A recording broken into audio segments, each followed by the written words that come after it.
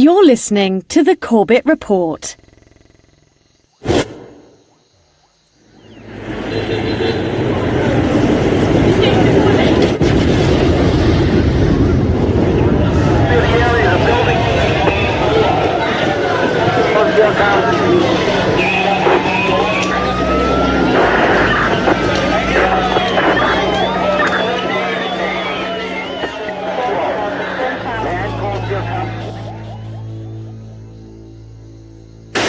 Al-Qaeda terrorist, September the 11th. Al-Qaeda, 9/11 hijackers, jihadist, terrorist organizations. Terror attack. Bin Laden. September 11th. Terrorist. The self-confessed mastermind. Osama bin Laden, the leader of Al-Qaeda. Al-Qaeda. Terrible new terrorist organization. September 11th. Our enemy is a radical network of terrorists and every government that supports them.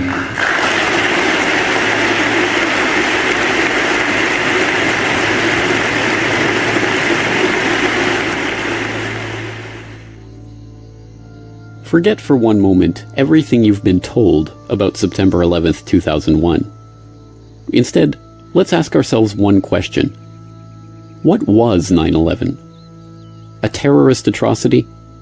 An attack on America? The first salvo in a new war? A day that changed everything? The question may seem simple, but how we answer it is of vital importance. It determines how we proceed with our investigation of that day.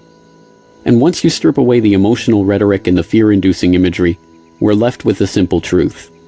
9/11 was a crime. And as with any crime, there is one overriding imperative that detectives must follow to identify the perpetrators. Follow the money. This is an investigation of the 9/11 money trail.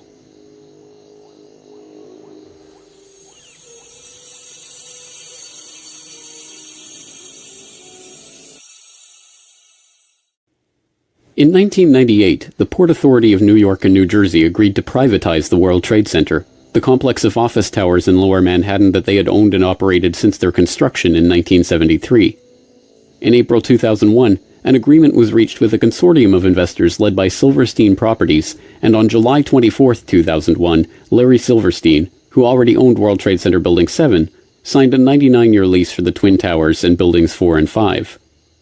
The lease was for $3.2 billion and was financed by a bridge loan from GMAC, the commercial mortgage arm of General Motors, as well as $111 million from Lloyd Goldman and Joseph Kerr, individual real estate investors. Silverstein Properties only put down $14 million of its own money. The deal was unusual in a variety of ways. Although the Port Authority carried only $1.5 billion of insurance coverage on the WTC complex, which earlier that year had been valued at $1.2 billion, Silverstein had insisted on doubling that amount, insuring the buildings for $3.55 billion. Silverstein's insurance broker struggled to put that much coverage in place and ultimately had to split it among 25 dealers. The negotiations were so involved that only temporary contracts were in place for the insurance at the time the lease was signed, and by September the contracts were still being finalized. Silverstein's group was also explicitly given the right to rebuild the structures if they were destroyed, and even to expand the amount of retail space on the site if rebuilding did take place. Within hours of the destruction of the Twin Towers on September 11th, Silverstein was on the phone to his lawyers, trying to determine if his insurance policies could construe the attacks as two separate insurable incidents rather than one. Silverstein spent years in the courts attempting to win $7.1 billion from his $3.55 billion insurance policy, and in 2007 walked away with $4.55 billion, the largest single insurance settlement ever. As soon as the deal was announced, Silverstein sued United and American Airlines for a further $3.5 billion for their negligence in the 9/11 attacks, a claim that was struck down by the courts but is still on appeal. Perhaps even more outrageously, in a secret deal in 2003, the Port Authority agreed to pay back 80% of their initial equity in the lease, but allowed the Silverstein Group to maintain control of the site. The deal gave Silverstein, Goldman, and Kerr $98 million of the $125 million they put down on the lease, and a further $130 million in insurance proceeds that were earmarked for the site's rebuilding. In the end, Silverstein profited from the 9/11 attacks to the tune of $4.5 billion and counting. But that's the 9/11 insurance heist you saw.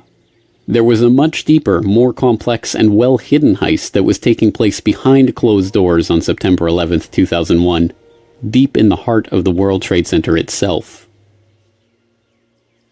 Marsh & McLennan is a diversified risk, insurance, and professional services firm with over $13 billion in annual revenue and 57,000 employees. In September of 2001, 2,000 of those employees worked in Marsh's offices in the World Trade Center. Marsh occupied floors 93 to 100 of the North Tower, the exact area of the impact and explosion. In the year prior to 9/11, Marsh had contracted with Silverstream Software to create an electronic connection between Marsh and its clients for the purpose of creating paperless transactions. Silverstream had already built internet-based transactional and trading platforms for Merrill Lynch, Deutsche Bank, Bankers Trust, Alex Brown, Morgan Stanley, and other financial services firms that were later involved in 9/11, but this new project was unlike anything that had been attempted before. Richard Andrew Grove, the salesperson who handled the Marsh & McLennan project for Silverstream, explains. In 2000, Silverstream was contracted by Marsh to provide a technological solution beyond what we had done for any of the above-named companies, insofar as it would be used to electronically connect Marsh to its major business partners via internet portals for the purpose of creating paperless transactions and expediting revenue and renewal cycles, and built from the ground up at the client's site. Silverstream provided a specific type of connectivity that was used to link AIG and Marsh & McLennan, the first two commercial companies on the planet to employ this specific type of transaction, and in fact, Marsh was presented with something called the Accord Award, ACORD, in the summer of 2001, for being the first commercial corporation to do so. And what you should take away from that is this. It means that no other companies were doing this type of transaction, so the question in your mind should be, what then were Marsh and AIG doing, and why did they need to leverage technologies that no other commercial entity on the face of the earth needed to conduct business? The contract, Silverstream then stationed approximately 30 to 40 developers at Marsh, and this team was led by 2 to 3 managers with whom I liaised to ensure delivery of the solution that was promised. The development team worked regularly into the night, if not all night, and sometimes worked 7 days a week in order to adhere to Marsh's indicated pre-September 11th deadline. Now, while I was... But it was not long before severe irregularities in the billing of the account for this project led Richard Grove into the heart of a deeper mystery about the software and about the work that he was engaged in. Fiscal anomalies with respect to the Marsh.com project when I was in a meeting on the 98th floor in October of 2000 with a gentleman named Gary Lasko. Gary was Marsh's North American Chief Information Officer, and that particular afternoon a colleague and I helped him identify about $10 million in suspicious purchase orders after I had recognized that certain vendors were deceiving Marsh and specifically appeared to be selling Marsh large quantities of hardware that were not necessary, as this was later confirmed by Gary. In the spring of 2000, I brought my concerns up to executives inside of Silverstream and I was urged to keep quiet and mind my own business. I went to an executive inside of Marsh, and he advised me to do likewise. But then, I mentioned it to a few executives at Marsh who I could trust, like Gary Lasko, and Catherine Lee, Ken Rice, Richard Bruhart, and John Olthofer, people who became likewise concerned that something untoward was going on. The concerned colleagues I just mentioned were murdered on September 11th, and the executives who expressed dismay at my concerns are alive and free today because of it. I feel it's no coincidence as the Marsh executive who urged me to drop my line of inquiry made sure that his personnel, who I just mentioned, were in the office bright and early for a global conference call before the staff meeting upon which I was to intrude. A conference call which I was informed this executive in question conducted, but attended from the safety of his Upper West Side apartment. Although in getting...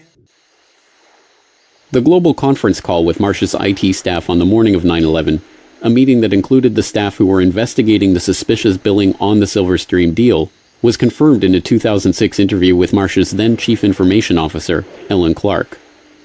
Richard Grove had been asked to attend the meeting, but was stuck in traffic on the way to the towers when the attack began. His friends at Marsh were not so lucky. 294 Marsh employees, including all of the participants in the conference call in the North Tower, died that morning. Meanwhile, the Marsh executive who had scheduled the meeting, the same one who had asked Grove to drop the issue of the billing anomalies, was safe in his apartment, attending the meeting via telephone. So what was the Marsh.com project really about? Why was it so important for it to be finished before September 11th? And what kind of transactions did it enable? More importantly, what information was lost when the data center on the 95th floor of the North Tower suffered a direct hit on 9/11 and the buildings were demolished? A partial answer comes from reports that emerged in late 2001 that a German firm, Convar, had been hired to reconstruct financial data from the hard disks recovered at Ground Zero. The firm talks about this work in its promotional videos. September the 11th, 2001. The whole world is in shock following the attacks on the World Trade Center. Convar has some solutions to offer.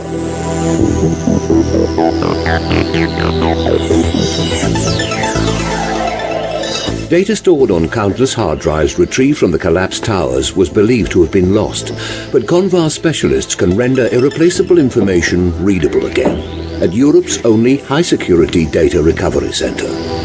Burnt, crushed, or dirty storage media are ready to relinquish their secrets by the time we finish with them. More details about the work comes from an IDG news service story posted to CNN.com in December 2001. Under the headline, "Computer disk drives from WTC could yield clues," the article notes, "An unexplained surge in transactions was recorded prior to the attacks, leading to speculation that someone might have profited from previous knowledge of the terrorist plot by moving sums of money. But because the facilities of many financial companies processing the transactions were housed in New York's World Trade Center, destroyed in the blasts, it has, until now, been impossible to verify that suspicion." A Reuters article from the same time, later posted to Convar's website, offers revealing glimpses into the investigation's early results. It quotes Peter Herschel, Convar's director at the time. The suspicion is that inside information about the attacks was used to send financial transaction commands and authorizations in the belief that amid all the chaos the criminals would have, at the very least, a good head start. Of course, it is also possible that there were perfectly legitimate reasons for the unusual rise in business volume. It could turn out that Americans went on an absolute shopping binge on that Tuesday morning. But at this point, there are many transactions that cannot be accounted for. Not only the volume, but the size of the transactions was far higher than usual for a day like that. There is a suspicion that these were possibly planned to take advantage of the chaos. It also quotes Richard Wagner, one of the company's data retrieval experts. There is a suspicion that some people had advanced knowledge of the approximate time of the plane crashes in order to move out amounts exceeding $100 million. They thought that the records of their transactions could not be traced after the mainframes were destroyed. Was the revolutionary electronic trading link between AIG and Marsh being used to funnel money through the World Trade Center at the time of the attack? Were the attack perpetrators hoping that the destruction of Marsh's data center, on the 95th floor at the dead center of the North Tower explosion, would conceal their economic crime?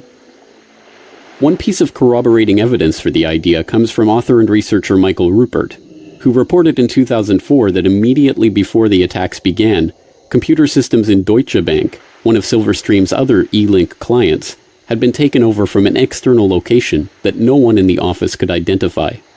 Within, I would guess, I'd have to go back and look at the book, but it was no more than a week after the attacks. I was being contacted by a lot of people from inside official sources who were raising a lot of questions. This one particular person was extremely credible. They absolutely convinced me they had been an employee of Deutsche Bank in the Twin Towers. And they told me very clearly that in the moments right before the attacks and during the attack, there was a 40-minute window between the time the first plane struck the World Trade Center and the second plane, that Deutsche Bank's computers in New York City had been taken over, absolutely co-opted and run. There was a massive data purge, a massive data download, and all kinds of stuff was moving. And what this person said very clearly was that no one in the Deutsche Bank offices in the towers at the time had the ability to prevent what was going on from any of their terminals. Sadly, no answer to the questions raised by these accounts is forthcoming from Convar. After the initial reporting on the investigation, which noted that the company was working with the FBI to recover and analyze the data, Convar now refuses to talk about the information they discovered. Is it true that large amounts of money were transferred illegally out of the World Trade Center on the morning of 9/11, just before the attacks? If you would look on the website, I would say yes, because that was the information from a previous release. If you would ask me today, I would need to tell you that I could not give you any additional information about that. But I'm really sorry. At the time of 9/11, Marsh's chief of risk management was Paul Bremer, the former managing director of Kissinger and Associates, who went on to oversee the U.S. occupation of Iraq. On the morning of 9/11, he was not in his office at Marsh & McLennan, but at NBC's TV studio, where he was delivering the official story of the attack.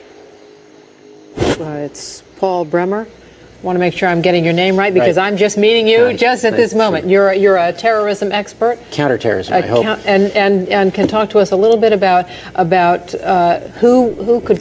I mean, there are a limited number of groups who could be responsible for something of this magnitude. Yes, this is a very well planned, very well coordinated attack, which suggests it's very well organized centrally, and there are only 3 or 4 candidates in the world, really, who could have conducted this attack.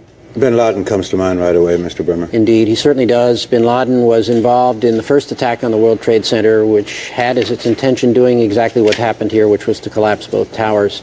He certainly has to be a prime suspect, but there are others in the Middle East, and there are at least 2 states, Iran and Iraq, which should at least remain on the list of potential suspects. What kind of... I don't recall anything like this. Pearl Harbor happened a month before I was born, and I hear my parents talk about that as a seminal event in their lives all the time. I am not aware of anything like this in the United States before. Americans are now, I think it's fair to say, really scared. Should we be? This is a day that will change our lives, isn't it? It is a day that will change our lives. It's a day when the war that the terrorists declared on the United States, and after all, they did declare war on us, has been brought home to the United States in a much more dramatic way than we've seen before. So it will change our lives.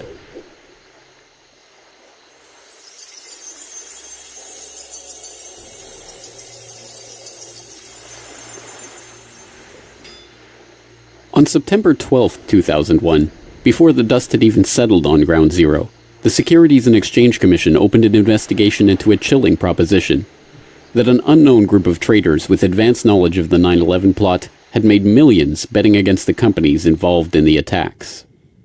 What many Wall Street analysts believe is that the terrorists made bets that a number of stocks would see their prices fall. They did so by buying what are called puts. If you bet right, the rewards can be huge. The risks are also huge, unless, of course, you know something bad is going to happen to the company you're betting against. This could very well be insider trading at the worst, most horrific, most evil use you've ever seen in your entire life. One example, United Airlines. The Thursday before the attack, more than 2,000 contracts betting that the stock would go down were purchased.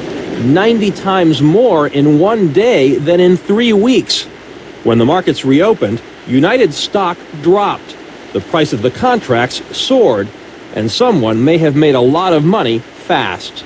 $180,000 turns into $2.4 million when that plane hits the World Trade Center. It's almost the same story with American Airlines. That's a 5-fold increase in the value of what was a $337,000 trade on Monday. All of a sudden becomes what? $1.8 million. And there's much more, including an extraordinarily high number of bets against Morgan Stanley and Marsh & McLennan, 2 of the World Trade Center's biggest tenants. Could this be a coincidence? This would be one of the most extraordinary coincidences in the history of mankind if it was a coincidence. Although the put options on American and United Airlines are usually cited in reference to the 9/11 insider trading, these trades only represent a fraction of the suspicious trades leading up to the attack. Between August 20th and September 10th, abnormally large spikes in put option activity appeared in trades involving dozens of different companies whose stocks plunged after the attack, including Boeing, Merrill Lynch, JP Morgan, Citigroup, Bank of America, Morgan Stanley, Munich Re, and the AXA Group. Traders weren't just betting against the companies whose stocks dove after 9/11, however. There was also a 6-fold increase in call options on the stock of defense contractor Raytheon on the day before 9/11.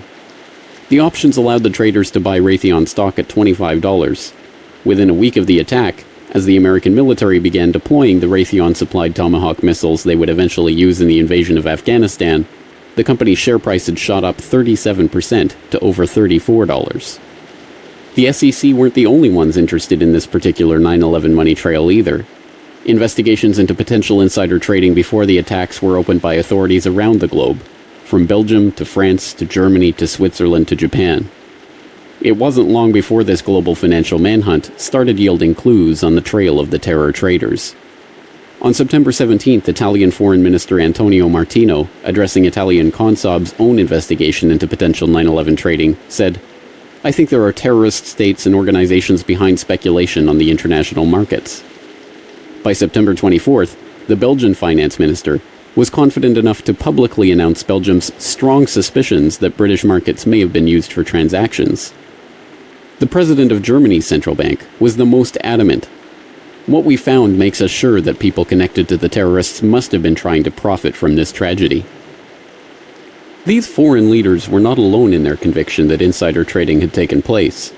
University of Chicago finance professor George Constantinides, Columbia University law professor John Coffey, Duke University law professor James Cox, and other academics, as well as well-known options traders like John Najarian, all expressed their belief that investors had traded on advanced knowledge of the attacks. The scale of the SEC investigation was unprecedented, examining over 9.5 million securities transactions, including stocks and options in 103 different companies trading in 7 markets, 32 exchange-traded funds, and stock indices. The probe drew on the assistance of the legal and compliance staff of the 20 largest trading firms and the regulatory authorities in 10 foreign governments. The Commission coordinated its investigation with the FBI, the Department of Justice, and the Department of the Treasury. The results of this investigation? We have not developed any evidence suggesting that those who had advanced knowledge of the September 11th attacks traded on the basis of that information. Although this sounds like the investigation did not find evidence of insider trading, a second look reveals the trick. They are not saying that there was no insider trading, only that there is no evidence that those who had advanced knowledge of the September 11th attacks participated in such trading. But this begs the question, who had that advanced knowledge, and how did the SEC determine this? The 9/11 Commission report begs the question even more blatantly in their treatment of the anomalous put option activity on United Airlines stock on September 6th. 95% of the puts were placed by a single US-based institutional investor with no conceivable ties to Al-Qaeda. Again, it is taken as a foregone conclusion that a lack of ties to Al-Qaeda means there could not have been advanced knowledge of the attack, even if the evidence shows that insider trading took place. To be sure, insider trading almost certainly did take place in the weeks before 9/11. Although some have used the Commission report to conclude that the story was debunked, the intervening years have seen the release of not one, not two, but 3 separate scientific papers concluding with high probability that the anomalous trading was the result of advanced knowledge.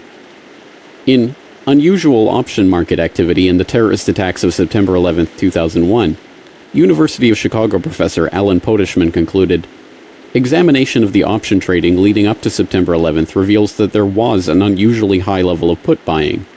This finding is consistent with informed investors having traded options in advance of the attacks." In Detecting Abnormal Trading Activities in Option Markets, researchers at the University of Zurich used econometric methods to confirm unusual put option activity on the stocks of key airlines, banks, and reinsurers in the weeks prior to 9/11. And in Was There Abnormal Trading in the S&P 500 Index Options Prior to the September 11th Attacks, a team of researchers concluded that abnormal activity in the S&P Index Options market around the time of the attack is consistent with insiders anticipating the 9/11 attacks. The only question, then, is who was profiting from these trades, and why was no one ever indicted for their participation in them? One lead is pursued by researcher and author Kevin Ryan. In Evidence for Informed Trading on the Attacks of September 11th, he examines an FBI briefing document from 2003 that was declassified in 2009. It describes the results of FBI investigations into 2 of the pre-9/11 trades that the Bureau had identified as suspicious, including the purchase of 56,000 shares of Stratisec in the days prior to 9/11. Stratisec provided security systems to airports, including, ironically, Dulles Airport, as well as the World Trade Center and United Airlines, and saw its share price almost double when the markets reopened on September 17, 2001. The trades traced back to a couple whose names are redacted from the memo, but are easily identifiable from the unredacted information. Mr. and Mrs. Wirt D. Walker III, a distant relative of the Bush family and business partner of Marvin Bush, the president's brother. The document notes that the pair were never even interviewed as part of the investigation because it had revealed no ties to terrorism or other negative information. In addition to begging the question, this characterization is provably false, as Ryan noted in a conversation with financial journalist Lars Schall. Wirt Dexter Walker at Strategic hired several people from a company called the Carlyle Group. And the Carlyle Group had bin Laden family members as investors. Also, Wirt Walker's fellow director, James Abrahamson, was a close business associate of a man named Mansour Ijaz, a Pakistani businessman. And Mansour Ijaz claimed to be able to contact Osama bin Laden on multiple occasions. So there does seem to be some circumstantial evidence indicating that these people were connected to Al-Qaeda, at least to the point where we should investigate. And isn't it true that also some members of the bin Laden family were actually in Washington at a gathering of the Carlyle Group on 9/11? That's true. The Carlyle Group had a meeting at the Ritz-Carlton Hotel in Washington on September 11th, and present there were former President George H.W. Bush, James Baker, and the brother of Osama bin Laden. I believe his name was Salem. I can't recall his exact name. But they were there, investors from the bin Laden family, meeting with Carlyle Group representatives in Washington on September 11th. Was this why the FBI thought better of questioning Walker over his highly profitable purchase of Strategic shares right before 9/11? The CIA figures prominently in another line of investigation. One suspicious United Airlines put option purchase that was investigated by the FBI involved a 2,500 contract order for puts in the days before 9/11. Instead of processing the purchase through United Airlines Home Exchange, the Chicago Board of Options Exchange, the order was split into 500 contract chunks and run through 5 different options exchanges simultaneously. The unusual order was brokered by Deutsche Bank Alex Brown, a firm that until 1998 was chaired by A.B. Buzzy Krongard, a former consultant to CIA Director James Woolsey, who at the time of 9/11 was himself the executive director of the CIA. So right after the attacks of 9/11, the name Buzzy Krongard surfaced, and it was instant research that revealed that Buzzy Krongard had been allegedly recruited by CIA Director George Tenet to become the executive director at CIA, which is the number 3 position right before the attacks. And Alex Brown was one of the then a subsidiary of Deutsche Bank. Was one of the primary instruments or vehicles that handled all of these criminal trades by people who obviously knew that the attacks were going to take place where, how, and involving specific airlines. Perhaps the most frank admission of insider trading is notable for 3 things. It was recorded on video, it has never been investigated by any agency or law enforcement official, and it was made by former CIA agent and frequent foreign policy commentator Robert Baer, the real-life inspiration for the character portrayed by George Clooney in Syriana. Talking to citizen journalists after a speaking event in Los Angeles in 2008, Baer was recorded on video making a startling assertion about 9/11 insider trading. And then the last thing, I believe it was his National Reconnaissance Office was running a drill. A plane crashed into their building, and you know they're staffed by DOD and CIA. I know the guy that went into his broker in San Diego and said, "Cash me out. It's going down tomorrow." Really? Yeah. That tells us something. What? That tells us something. Well, his brother worked in the White House. This truly remarkable statement bears further scrutiny. If Baer is to be believed, a former CIA agent has first-hand knowledge that a White House insider had foreknowledge of the attacks, And to this day, not only has Baer never revealed the identity of this person, but no one has questioned him about his statement or even attempted to pursue this lead. So how is it possible that the SEC overlooked, ignored, or simply chose not to pursue such leads in their investigation? The only possible answer, of course, is that the investigation was deliberately steered away from such persons of interest and any connections that would lead back to foreknowledge by government agencies, federal agents, or their associates in the business world. Unfortunately, we will likely never see documentary evidence of that from the Commission itself. One researcher requesting access under the Freedom of Information Act to the documentary evidence that the 9/11 Commission used to conclude that there had been no insider trading, received a response that stated that the potentially responsive records have been destroyed. Instead, we are left with sources that refuse to be identified, saying that CBOE records of pre-9/11 options trading have been destroyed, and second-hand accounts of traders who had heard talk of an event in advance of 9/11. In a roundabout way, perhaps the 9/11 Commission reveals more than it lets on when it tries to dismiss key insider trades with the pithy observation that the traders had no conceivable ties to Al-Qaeda. If those with foreknowledge of the attacks weren't connected to Al-Qaeda, what does that say about the identity of the real 9/11 perpetrators? ABC News has now learned that the Chicago Board of Options Exchange launched their investigation into the unusual trading last week. That may have given them enough time to stop anyone from profiting from death here in the U.S. It may also give investigators, Peter, a hot trail that might lead them to the terrorists. Thanks very much. As a reminder of the complications here, though, the Secretary of the Treasury said today of this investigation, you've got to go through 10 veils before you get to the real source. Yep. Thanks, Antonio.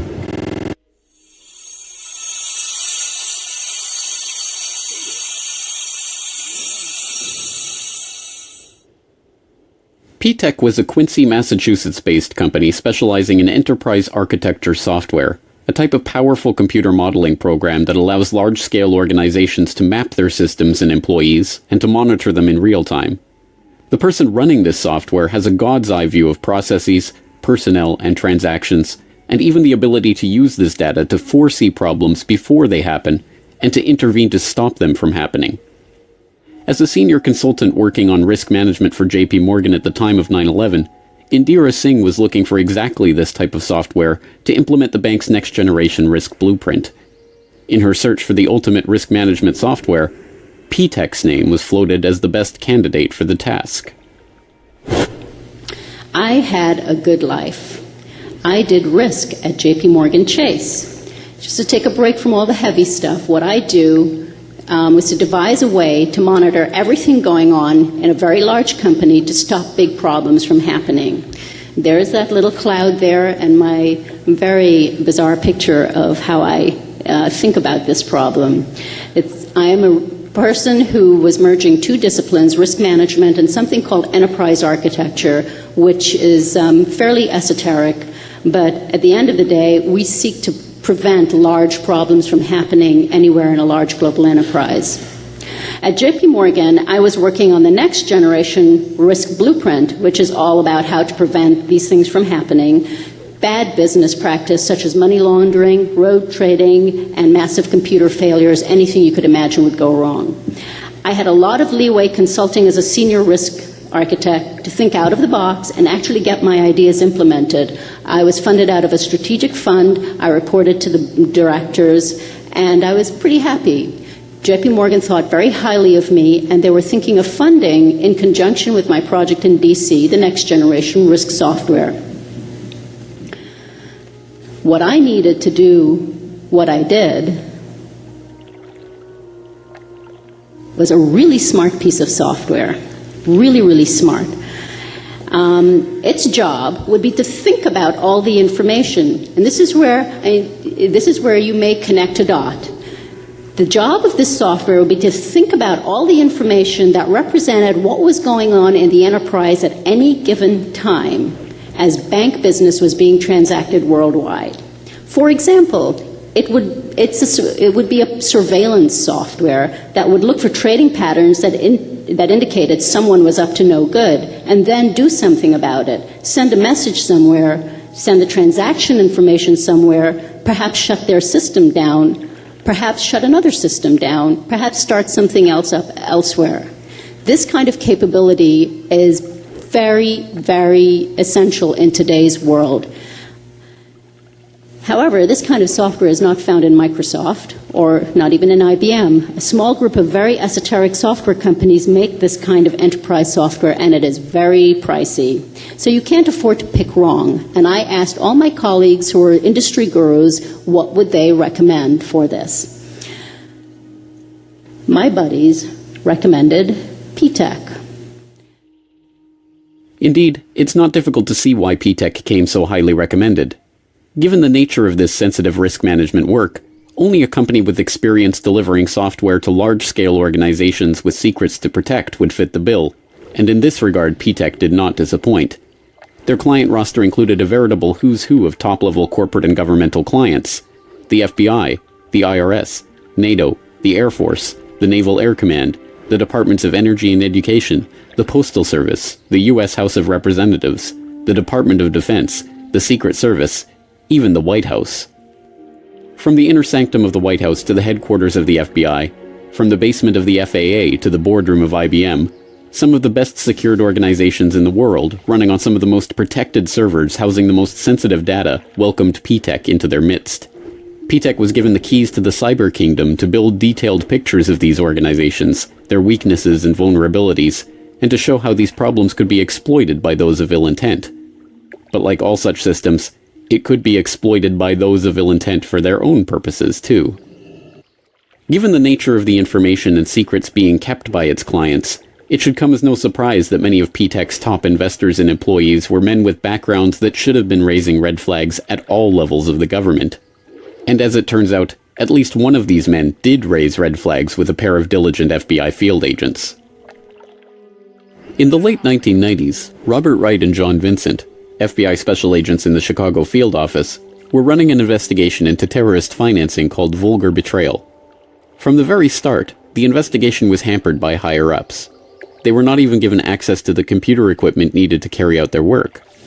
Through Wright and Vincent's foresight and perseverance, however, the investigation managed to score some victories, including seizing $1.4 million in terrorist funds. According to Wright, these funds were linked directly to Saudi businessman Yassin Qadi.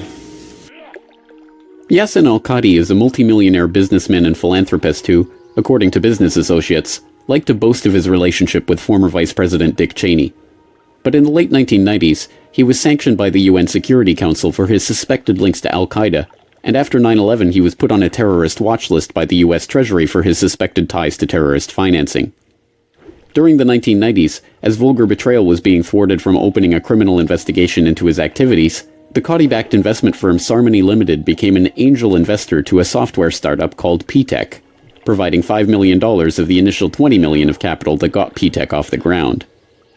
At the time, PTEC's CEO denied that al-Qadi had any involvement with the company other than his initial investment, but the FBI now maintains he was lying, and that in fact al-Qadi continued investing millions of dollars in the company through various fronts and investment vehicles. Company insiders told FBI officials that they were flown to Saudi Arabia to meet PTEC's investors in 1999, and that al-Qadi was introduced as one of the owners. It has also been reported that Hussein Ibrahim, PTEC's chief scientist, was al-Qadi's representative at PTEC, and al-Qadi's lawyers have admitted that al-Qadi's representatives may have continued to sit on PTEC's board even after 9/11. Ibrahim himself was a former president of BMI, a New Jersey-based real estate investment firm that was also one of the initial investors in PTEC and provided financing for PTEC's founding loan. PTEC leased office space and computer equipment from BMI, and BMI shared office space in New Jersey with Qadi International, owned and operated by none other than Yassin al-Qadi. In 2003, counterterrorism czar Richard Clarke said, BMI held itself out publicly as a financial services provider for Muslims in the United States. Its investor list suggests the possibility this facade was just a cover to conceal terrorist support. Suhail Lahir was PTEC's chief architect. When he wasn't writing the software that would provide PTEC with detailed operational blueprints of the most sensitive agencies in the US government, he was writing articles in praise of Islamic holy war. He was also fond of quoting Abdullah Azzam, Osama bin Laden's mentor and the head of Maktab al-Qidamat, which was the precursor to al-Qaeda. That such an unlikely cast of characters were given access to some of the most sensitive agencies in the US federal government is startling enough. That they were operating software that allowed them to map, analyze, and access every process and operation within these agencies for the purpose of finding systemic weak points is equally startling. Most disturbing of all, though, is the connection between P-TECH and the very agencies that so remarkably failed in their duty to protect the American public on September 11th, 2001. Could you describe the relationship of P-TECH with the FAA? Now, P-TECH worked with the FAA for several years, didn't they? They worked the FAA. It was a joint project between P-TECH and MITRE, and they were looking at, it's interesting, they were looking at basically holes in the FAA's interoperability with responding with other agencies, law enforcement, in the case of an emergency such as a hijacking. So they were looking for the escalation process, what people would do, how they would respond in case of an emergency, and find the holes and make recommendations to fix it. Now, if anyone was in a position to understand where the holes were, P-TECH was, and that's exactly the point. And if anybody was in a position to write software to take advantage of those holes, it would have been P-TECH. Now, was there a reference to P-TECH having operated in the basement out of the FAA? Yes. Now, typically, because the scope of such projects are so overarching and wide-ranging, when you are doing an enterprise architecture project, you pretty much have access to how anything in the organization is being done, where it's being done, on what systems, what the information is, and you pretty much have carte blanche. Now, if it's a major project that spans several years, the team that comes in has literally access to almost anything that they want because you're operating on a blueprint level, on a massive scale. So, yes, they were everywhere, and I was told that they were in places that required clearances. I was told that they had log-on access to FAA flight control computers. I was told that they had passwords to many computers that you may not on the surface think has anything to do with finding out holes in the system. But let's say you've said, okay, you isolated a part of a process of notification process that was mediated by a computer and you wanted to investigate it further, then you would typically get log-on access to that computer. And from that, back upstream or downstream. So who knows? You know, from my own experience, I could have access to almost anything I wanted to in JP Morgan Chase. And didn't, for the reason if anything went wrong, I didn't want to have the access. But if you were up to no good as an enterprise architect with such a mandate, you typically could have anything you wanted. So who was really behind P-TECH? Did Ziadi, Ibrahim, and the others somehow evade the due diligence of all of the government agencies and multinational corporations that P-TECH contracted with? Did P-TECH just happen to end up working on the interoperability of the FAA and the Pentagon systems on the morning of 9/11? Did al-Qadi's friend Dick Cheney really know nothing of Qadi's connections or activities? Was this all some devious al-Qaeda plot to infiltrate key systems and agencies of the US government? Not according to the people who were really investigating the company. So what did the 9/11 Commission have to say about P-TECH? Absolutely nothing. The co-chair of the commission, Thomas Kane, had been involved in a $24 million real estate transaction with BMI, one of the P-TECH investors, but no mention was made of that at the time, and the commission never looked into P-TECH or its activities on 9/11. Meanwhile, Cheney's friend al-Qadi has since been removed from the Swiss, European, UN Security Council, and US Treasury terrorist sanctions lists. And Robert Wright? After Vulgar Betrayal was shut down, the FBI did eventually raid P-TECH's offices in December of 2002, but not before the company was given 2 weeks advance warning of the raid. The very next day, then Homeland Security Chief Tom Ridge declared that P-TECH in no way jeopardizes the security of the country. Osama Ziadi is still wanted by the FBI for lying about al-Qadi's involvement with the company, but the case is now cold. To the families and victims,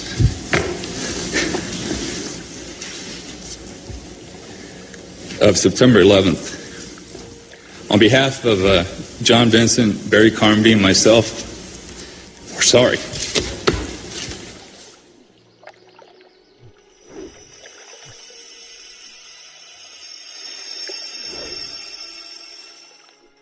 The topic today is an adversary that poses a threat, serious threat to the security of the United States of America. This adversary is one of the world's last bastions of central planning, governs by dictating 5-year plans, a single capital that attempts to impose its command across time zones, continents, oceans, and beyond. With brutal consistency, it stifles free thought and crushes new ideas, disrupts the defense of the United States, and places the lives of men and women in uniform at risk. On September 10th, 2001, Defense Secretary Donald Rumsfeld declared a new war. Not a war on a shadowy terrorist organization in Afghanistan, or even a war on terror itself, but a war on the Pentagon. The adversary is closer to home. It's the Pentagon bureaucracy. Perhaps it is no surprise that Rumsfeld felt compelled to declare a war on the Pentagon's bureaucracy. The issue of the Pentagon's $2.3 trillion accounting nightmare had been dogging him since his confirmation hearings in January of 2001. Although Rumsfeld was interested in pushing forward a modernization of the military that was projected to cost an additional $50 billion in funding, that agenda was politically impossible in the face of the Department of Defense's monumental budget problem.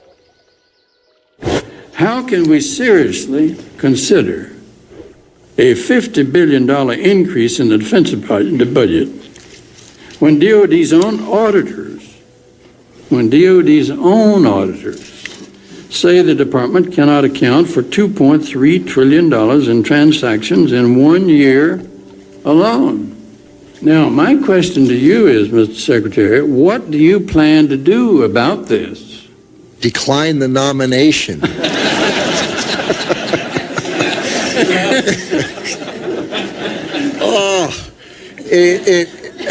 Senator, I have heard... I don't want to see you do that. We'll stand adjourned in that. Senator, I have heard some of that and read some of that, that the department is not capable of auditing its books. It is... I was going to say terrifying. Terrifying only begins to describe the problem. The Department of Defense's own Inspector General report for fiscal year 1999 noted that the Defense Finance and Accounting Service had processed $7.6 trillion of department-level accounting entries in that year. Of that amount, only $3.5 trillion could be properly accounted for. $2.3 trillion in transactions were fudged to make entries balance, run through without proper documentation, or made up entirely.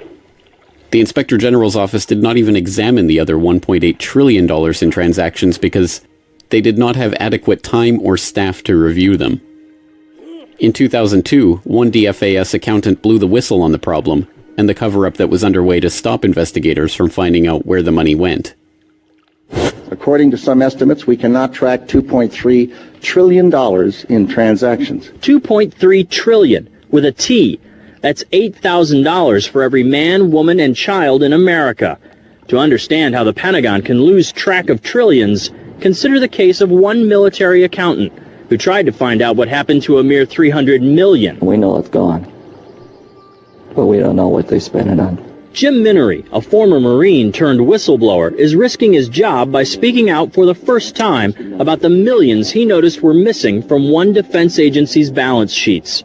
Minery tried to follow the money trail, even crisscrossing the country looking for records. The director looked at me and he says, "Why do you care about this stuff?"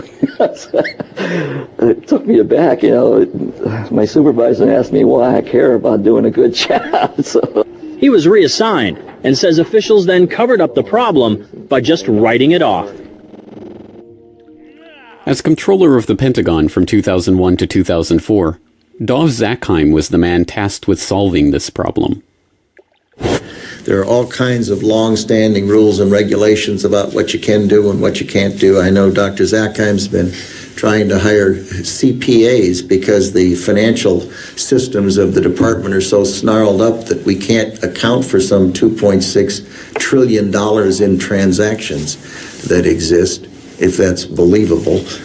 And yet we're told that we can't hire CPAs to help untangle it in many respects. Mr. Secretary, the first time and the last time that Dov Zakheim and I broke bread together, he told me you'd have a handle on that 2.6 trillion by now, but we'll discuss that a little. We've got a handle, it's just a little hot. From 1987 to 2001, Zakheim headed SPC International, a subsidiary of System Planning Corporation, a defense contractor providing air warfare, cybersecurity, and advanced military electronics to the Department of Defense and DARPA. SPC's Radar Physics Laboratory developed a remote control system for airborne vehicles that they were marketing to the Pentagon prior to 9/11. Zakheim was also a participant in drafting Rebuilding America's Defenses, a document that called for a sweeping transformation of the U.S. military, including the implementation of the $50 billion missile defense program and increased use of specialized military technologies. The paper even noted how advanced forms of biological warfare that can target specific genotypes may transform biological warfare from the realm of terror to a politically useful tool. Rebuilding America's Defenses was a white paper produced by the Project for the New American Century, a group founded in 1997 with the goal of projecting American global dominance into the 21st century. Joining Zakheim in the group were a host of other neocons who ended up populating the Bush administration, including Dick Cheney, Paul Wolfowitz, Richard Pearl, Jeb Bush, and Donald Rumsfeld. In their September 2000 document, the group lamented that their plan for transforming the military was not likely unless a defining event took place, one that would galvanize public opinion. The process of transformation, even if it brings revolutionary change, is likely to be a long one, absent some catastrophic and catalyzing event, like a new Pearl Harbor. We know that the thing that tends to register on people is fear, and we know that tends to happen after there's a Pearl Harbor, tends to happen after there's a crisis. And that's too late for us. We've got to be smarter than that. We've got to be wiser than that. We have to be more forward-looking. There's a wonderful book on Pearl Harbor by Roberta Wohlstetter and a foreword by Dr. Schelling that talks about this problem of seeing things happen and not integrating them in your mind and saying, yes, we need to be doing something about that now. That I reread periodically because it's so important. And on 9/11/2001, America received its new Pearl Harbor.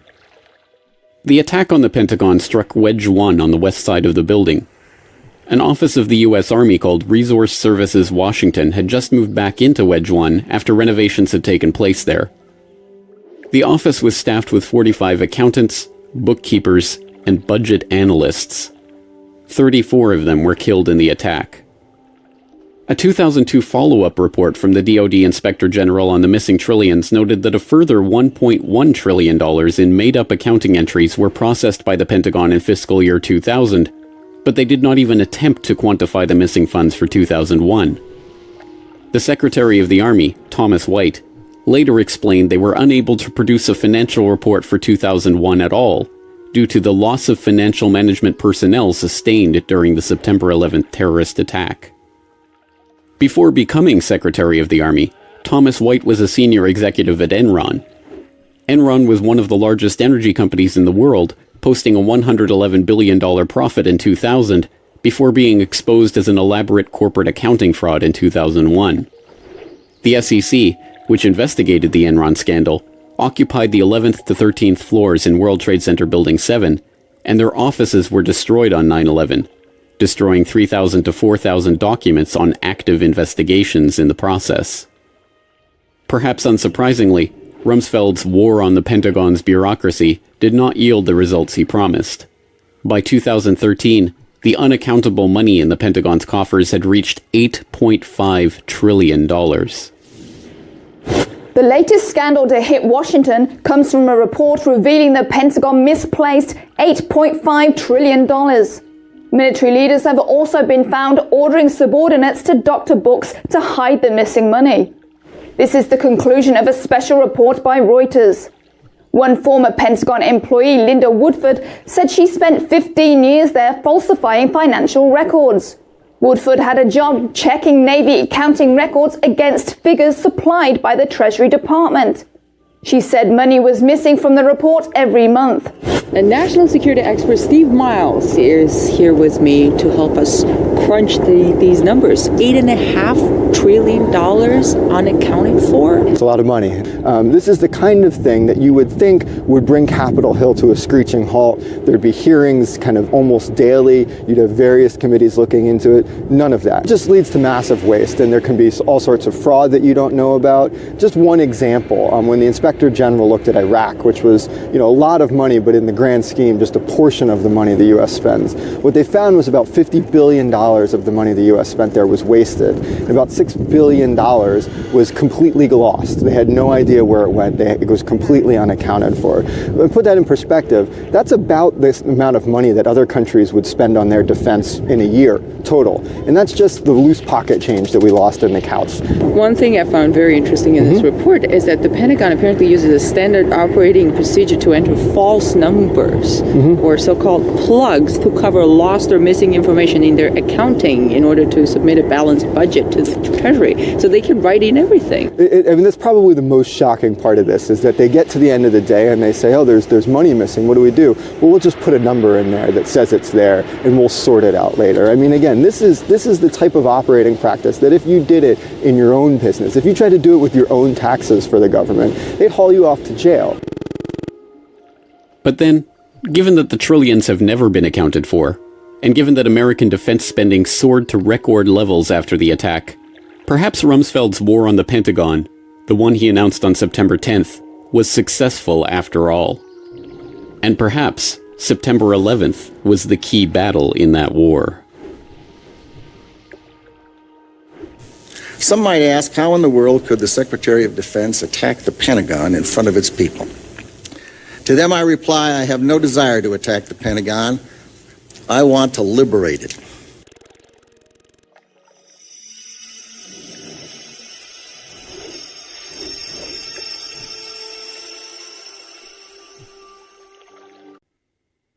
Insurance scams and insider trading, electronic fraud and vulgar betrayal, missing money and evidence destroyed.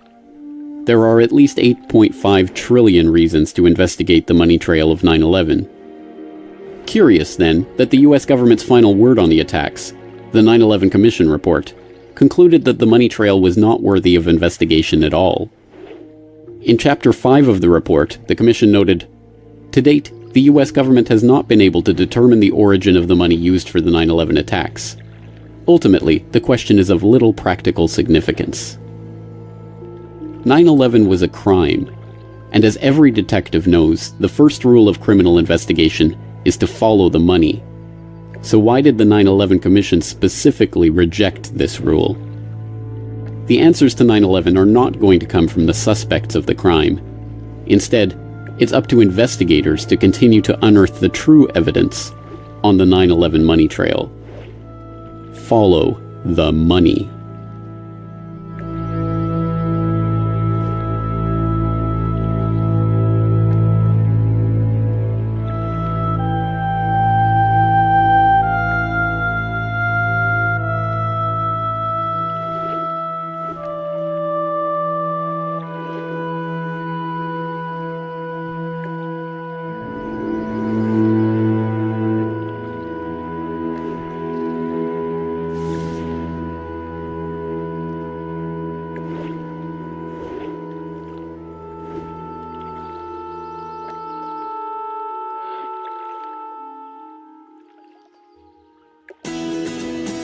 The Corbett Report is brought to you by The Corbett Report.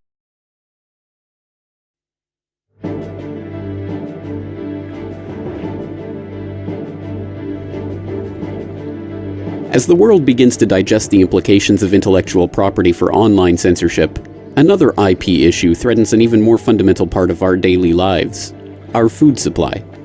Backed by legal precedent and armed with seemingly inexhaustible lobbying funds, a handful of multinationals are attempting to use patents on life itself to monopolize the biosphere. This is the GRTV Backgrounder for Global Research TV. The oft-neglected legal minefield of intellectual property rights has seen a surge in public interest in recent months due to the storm of protest over proposed legislation and treaties related to online censorship. One of the effects of such legislation as SOPA and PIPA, and such international treaties as ACTA, is to have drawn attention to the grave implications that intellectual property arguments can have on the everyday lives of the average citizen.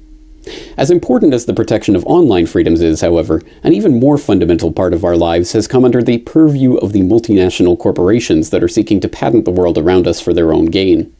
Unknown to a large section of the public, a single U.S. Supreme Court ruling in 1980 made it possible for the first time to patent life itself for the profit of the patent holder. The decision, known as Diamond v. Chakrabarty, centered on a genetic engineer working for General Electric who created a bacterium that could break down crude oil, which could be used in the cleanup of oil spills. In his decision, Supreme Court Chief Justice Warren Burger ruled that a live, human-made microorganism is patentable subject matter under 35 U.S.C. 101. With this ruling, the ability to patent living organisms, so long as they had been genetically altered in some novel way, was established in legal precedent. The implications of such a monumental ruling are understandably wide-reaching, touching on all sorts of issues that have the potential to change the world around us. But it didn't take long at all for the decision's effect to make itself felt in one of the most important parts of the biosphere, our food supply.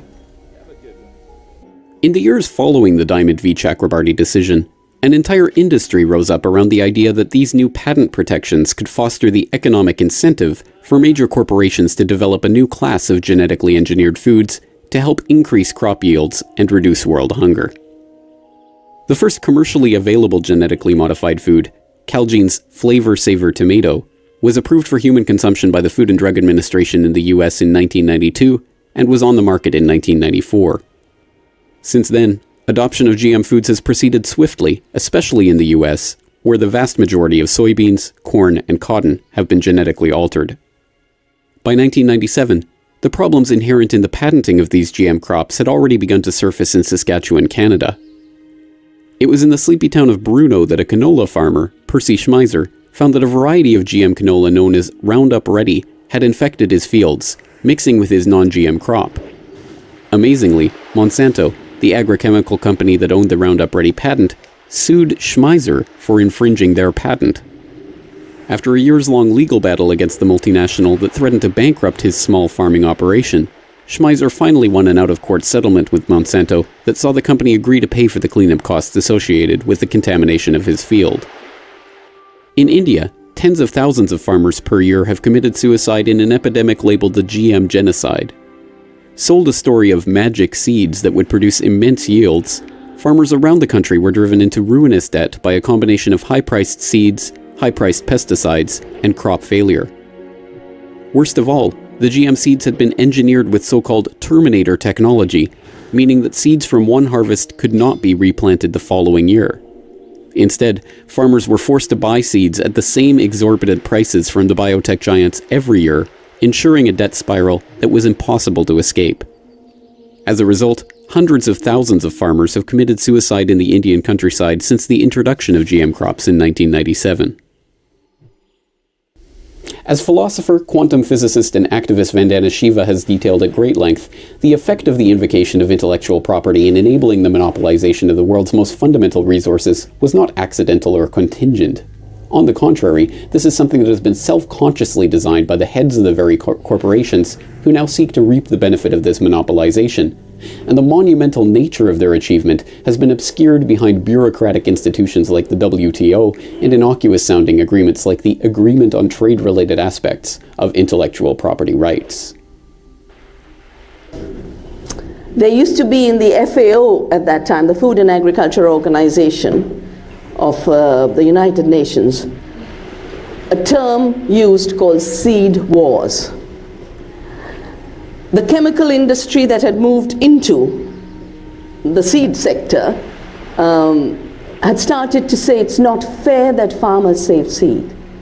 It's not equitable that they save seed. Equity is monopoly. Only the corporations should have the right to seed. And they spent a lot of time, couldn't get their way, because in the United Nations, you have one vote for one country. And the majority of the countries happen to be third world countries. They happen to be countries which have given seed and biodiversity to the world, and they did not like the idea of seed being reduced to private property. So the corporations then moved to a new institution that was being created through what was then a half institution called the General Agreement on Trade and Tariffs. And it's fascinating that for 30 years, the industry had drafted laws for all kinds of monopoly. Monopoly in entertainment. If a Mickey Mouse turns up anywhere, even in a child's notebook, they should pay royalty, or a T-shirt. And then, by then, a company that had only been related to warfare, to Agent Orange, very rapidly moved into the biotechnology sector, very rapidly started to buy up both venture capital firms as well as seed companies.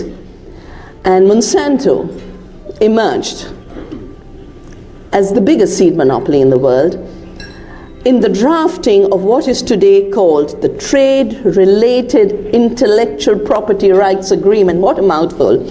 Precisely because this is not trade-related and seed is not intellectual property. It doesn't pop out of anyone's head. Intellectual property is defined as property in products of the mind. Here is a very material, biological system that is suddenly redefined as intellectual property. And a whole agreement was shaped around it, and TR was put because India, my country, refused to accept patent law as a trade issue. He said, no, this is about nations deciding how far monopolies will go, nations deciding the balance between the public and the private. And we had worked out a patent law over 20 years of democratic debate in society to get rid of the British laws that had been exactly like what we are coming back to, total monopoly in the handful, in a few companies' hands. So the lawyers, of course, were very clever, put TR before IP and said, now it's trade related by definition, so now you will accept it. After the WTO came into force, a representative of Monsanto actually said this. He said, what we've achieved in this agreement is something unprecedented. We defined a problem. And in this case, the problem was farmers saving seeds. That was a problem. And we defined the solution, make it illegal for farmers to save seeds. And we created the instrument, which is the TRIPS agreement, which forces every country now to have laws of monopoly. And we created the institution that would ensure that these are implemented. The institution, WTO, is an interesting institution because it's the international court. It's an international non-parliament, non-democratic, and it is the international executive. Yeah? As Monsanto's representative said, in shaping this treaty, we were the patient, the diagnostician, and the physician all in one. For me, that's a description of dictatorship. Although the deck appears to be stacked in favor of the giant multinationals and their practically inexhaustible access to lobbying and legal funds, the people are by no means incapable of fighting back against this patenting of the biosphere. In India itself, where so much devastation has been wrought by the introduction of genetically modified crops, the people are fighting back against the world's most well-known purveyor of GMO foods, Monsanto. The country's National Biodiversity Authority has enabled the government to proceed with legal action against the company for so-called biopiracy, or attempting to develop a GM crop derived from local varieties of eggplant without the appropriate licenses. Which is essentially owned by Monsanto. Ground for this environmental activist. Leo Saldana filed the complaint that has led to India charging American agricultural giant Monsanto with biopiracy. And the eggplant, or brinjal, is what the company is accused of stealing. Leo says Monsanto illegally used indigenous brinjal varieties to create a genetically modified version of the vegetable. So there are 6 varieties taken from Karnataka, which Monsanto has taken without any conformance with the Biological Diversity Act, and therefore it is biopiracy. And once they put the BT gene into brinjal, then it becomes a commodity which is essentially owned by Monsanto. The brinjal is one of the most popular vegetables in India, with close to 2,500 varieties.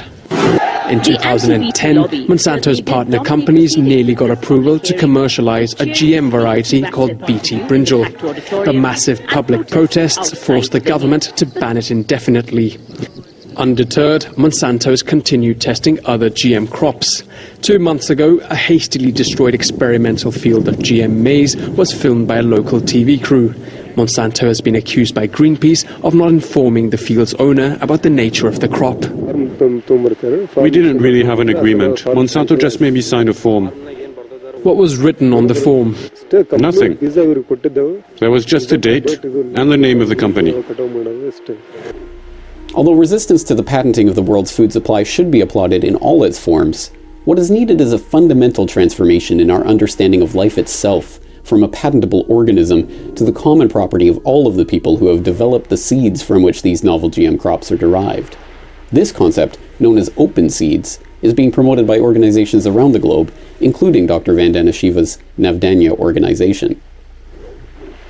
Traditional knowledge has grown as a tradition that is shared. It has grown cumulatively and collectively.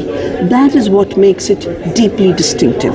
Intellectual property rights are based on the idea of an individual having rights, which is then based on the idea of an individual making an innovation, which is not the way knowledge actually works. Knowledge is a collective tradition. It's a common resource of society. To me, the idea of treating seed as an invention, a system in which farmers would be treated as thieves and criminals for saving their seeds and performing their duty to the earth, is abhorrent. That's what made me get involved in this idea to keep seeds open. Open source is like open seeds. Open pollinated variety seeds are made through pollination of bees and butterflies acting in freedom. They are free in the sense they can be saved generation after generation. They are seeds of prosperity, they're seeds of life. Open source software is the same. It is a way of spreading prosperity and knowledge in society rather than creating scarcity, poverty, and deprivation. To be sure, it will be a long and arduous uphill battle to bring this issue to the attention of a public that seems to be but dimly aware of what genetically modified foods even are, let alone the legal ramifications of the ability to patent life. But as the work of such organizations as Navdanya continue to educate people about the issues involved, the number of those opposed to the patenting of the biosphere likewise increases. From seed saving and preservation projects to an increased awareness of and interest in organic foods, people around the globe are beginning to take the issue of the food supply as seriously as the companies that are quite literally attempting to ram their products down the consumers' throats. As always, the power lies with the consumers, who can win the battle simply by asserting their right to choose where and how they purchase their food, a lesson that was once again demonstrated earlier this month in Germany. Dieter Renner is an organic farmer in the state of Rheinland-Pfalz. He's the fourth generation in his family to grow grain and vegetables, all organically. He's glad that BASF decided to transfer its research unit for genetically modified crops out of Germany. He says local farmers will benefit. I'm pleased. It's proof that the people who oppose genetically modified crops are right.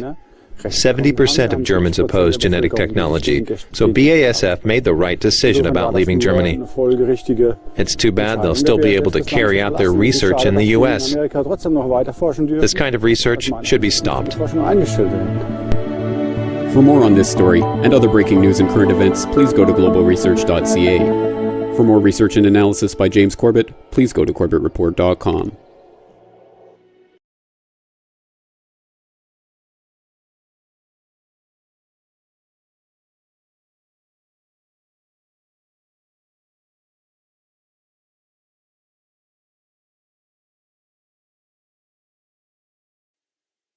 Welcome back, friends. Welcome back to Solutions Watch. I'm your host, James Corbett of corbettreport.com, coming to you in December of 2023. And stop me if you've heard this before. control oil and you control nations. Control food and you control the people. Well, okay. That was a very, very poor imitation, but that was, of course, an imitation of Heinz Alfred Kissinger, better known to the public as Henry Kissinger, aka the recently departed Henry Kissinger. And if you don't know about, well, Kissinger's recent death and the lowlights of his ignoble career, then you have some catching up to do. So I will direct you in the direction of my recent flashback episode 106 on Meet Henry Kissinger, which is the visualization of that 2009 podcast episode I had going through some of the, the lowlights of Kissinger's career. But that quotation that I just poorly imitated there is one of those ones that if you are in the conspiracy realist space, you have no doubt come across over the years. It is bandied about quite a bit, and it is generally put forward that supposedly, allegedly, Kissinger in the 1970s sometime said something about control oil and you control nations, control food and you control the people. There's also a variation that involves control money, etc. Well, like so many of these quotations that get bandied around in the alternative media, there's absolutely no sign, no proof, no source whatsoever for this. So giant asterisk on that if you want to go actually perpetuating that quotation as if it were real. Nonetheless, like many of these quotations, although there is absolutely no sign that it came directly from the horse's mouth in this case, it certainly has the ring of truth to it. Because yes, control oil and you can control nations, as we have seen, as, for example, as I documented in the Big Oil documentary. Or if you look at control food and you control the people, I think that should be self-evident to anyone paying attention to world history in general, let alone the history of the last few years. And this should not be revelatory or groundbreaking insight to people in the Corbett Report audience, who might remember that I opened up this year at CorbettReport.com with an editorial series on what is the future of food, which I followed up with who is behind the Great Food Reset, and I capped off with the future of food is ours to decide. If you don't remember those particular reports, I will commend them to your attention. I think they are important reports going forward, and I think I'll have more to say on that in the near future. I also covered earlier this year the Future Food False Flag, episode 438 of the Corbett Report podcast, where I talked in great detail about the literal attack on the food system that is taking place and the way that the overall food supply is increasingly under fire from the powers that shouldn't be, as they are attempting a great food reset. To reset your dinner plate, as it were. And why would they do that? Well, again, regardless of whether Kissinger actually said it or not, certainly there is a concerted attempt that is happening Farmer Gates on down to control the food supply in order to better control the people. But this is Solutions Watch, so I will take all of that problem and the crisis for granted. We know about the problem, right? And if not, please do follow the links to those previous reports where you can find out more about them. But it's Solutions Watch, so let's concentrate on a solution today. A simple, perhaps deceptively simple solution, community gardening. Something that, well, most people in the situation they're in can probably start doing today, even those in urban environments. And I say that advisedly. Well, this, again, should not be a groundbreaking or revelatory idea. I have talked about it in the past. For example, you might recall, back in the beginning of 2015, as part of the Asia Pacific Perspective video series. Remember that one?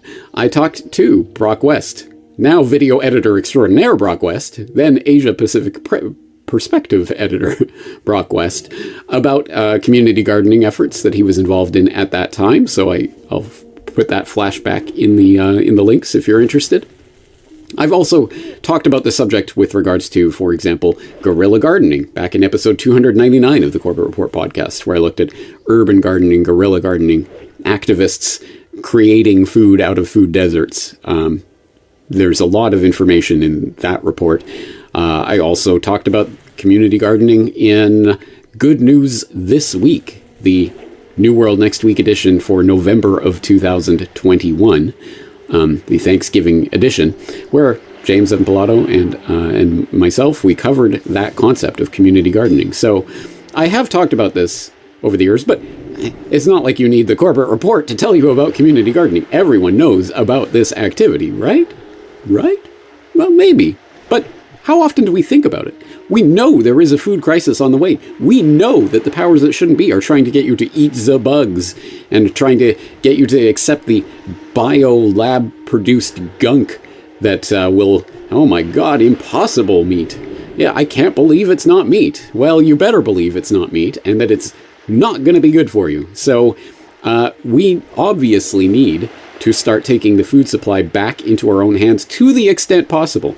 And yes, of course, there will be those people who always, well, actually, you can't grow everything you need. So don't take any steps whatsoever towards food self-sufficiency, right? Because you can't get 100% all in one step. Therefore, don't try. Anyway, let's counteract that. Let's show what can be done just by, in fact, not even going very far outside of your home in some cases. Again, I'm speaking very specifically because as part of, as you may or may not know, Brock West, video editor extraordinaire Brock West, was over here in Japan just a couple of weeks ago, helping me to film some things related to, for example, this food concept that we're talking about today. And as part of that, we did have a chance to go down to Osaka, and it was, well, mostly work, but some play. We got, for example, to see a gig by Corbett Report subscriber / supporter Tsuyoshi Dr. Blues Matsuo and Mojo at the Highlander Pub in Osaka. That was a very fun little trip that I got to make and to meet some Japanese supporters here. Very interesting. And also, we got to meet, hang out with, and interview Brian, who is a organic farmer, an organic non-GMO farmer, who is increasingly tied into the organic farming community there in Osaka. And he also runs the No Mask channel on Odyssey, so that will be in the links so that you can go and check out his Odyssey channel. But I had the chance to talk to him about community gardening. So myself and Brock West and my friend and bandmate Sean Smith went out there to record a little interview and some various footage for some of the things that I'm working on. And we got a chance to talk to him about the concept of community gardening, the community garden that he has joined and is participating in, what he has learned from it, and the way that it's growing forward from here. So let's take a listen to a bit of that interview.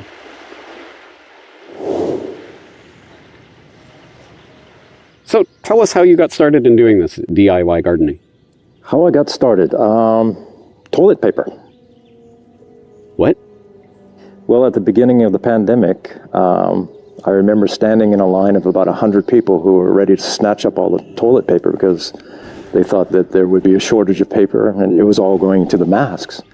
So I remember standing in line, and when the doors of the supermarket opened, this flood of humanity comes running on both sides of me. And I told myself, don't run. You're still human. Walk.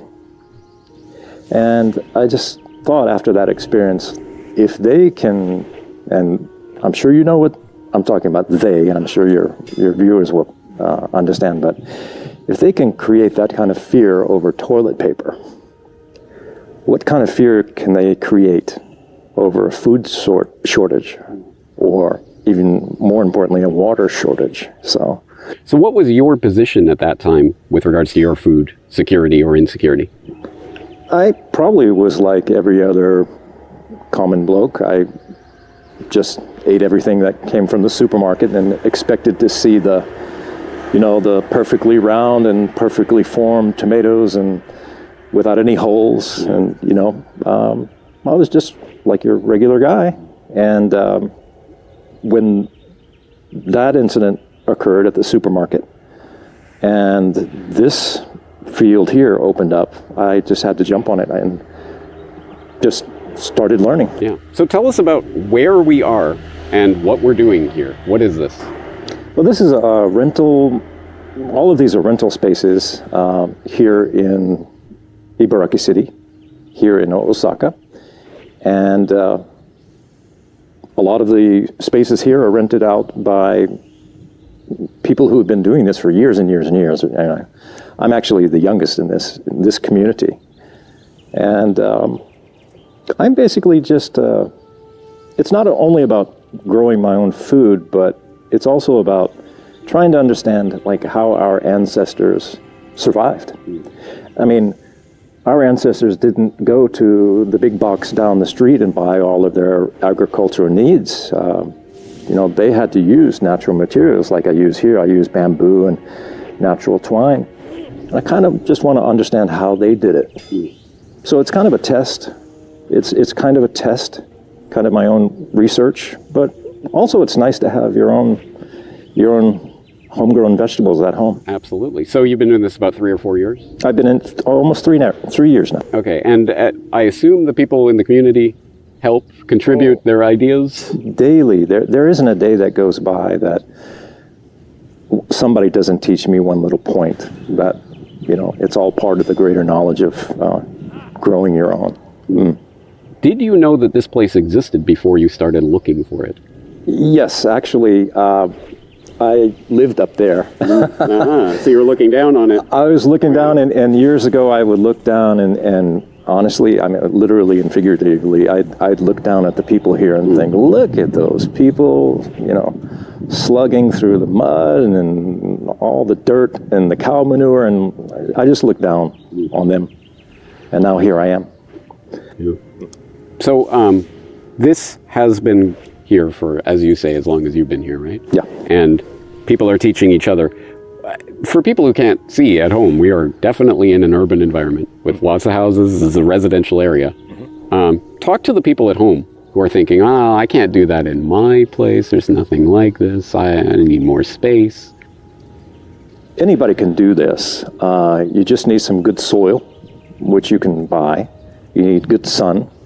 And you just need to have confidence that nature is going to provide, the plants are going to grow. It's not really that difficult. And if you do mess up and have to replant or something just doesn't come out as well as you want it, just try again next season, Okay. Can you show us some of the stuff you're doing and what we can help you with? Sure. Okay. You've already seen this in some of your footage. These are daikon radishes. I planted 40. Lost a few, but hey, that's normal. Yeah. That's normal. I have also cilantro or coriander, they call it. Behind that I have broccoli, I have cauliflower. On the other side I'm growing red onions and all kinds of things. And what are you looking forward to the most from this harvest? I'm not really looking forward to this harvest per se, but the first year of doing it was just learning the basic techniques, okay? And I've got that pretty much down. What I'd like to do is, in the next stage is to learn how to make your own seeds, because that's also a skill in itself. Of course, it's all great on your dinner table, and at night, sometimes I look down and I say, I grew this, and I grew this, and I grew this, and like, hey, 70% I grew myself. It's a very... Make your own seeds, that's easy. Just when you're done eating, there's some seeds, you go plant them in the garden, it's Bob's your uncle. It's not that easy. Actually, a lot of these plants have to flower, and a lot of them do, and once they flower, that's where you get the seeds from. All right. I'm looking forward to trying some stuff. What are you going to show me today? Well, I'm going to show you how they make this kind of natural trellis in Japan using the straw, the rice straw. I'd like to ask you to help me to prepare some soil for a couple of things I'm going to be planting. And we're actually going to pull up a daikon or two. Awesome. Let's do it. Are you a fan of pakuchi, cilantro? Absolutely not, but I can stomach it. It's really funny. It's a very 50-50 kind of thing. 50% people love it. And I don't get the soapy taste that some people say, but it's not a happy taste. But we'll try it. Yeah. Very easy to grow, actually. Good. Very hardy plant. It's very easy to grow.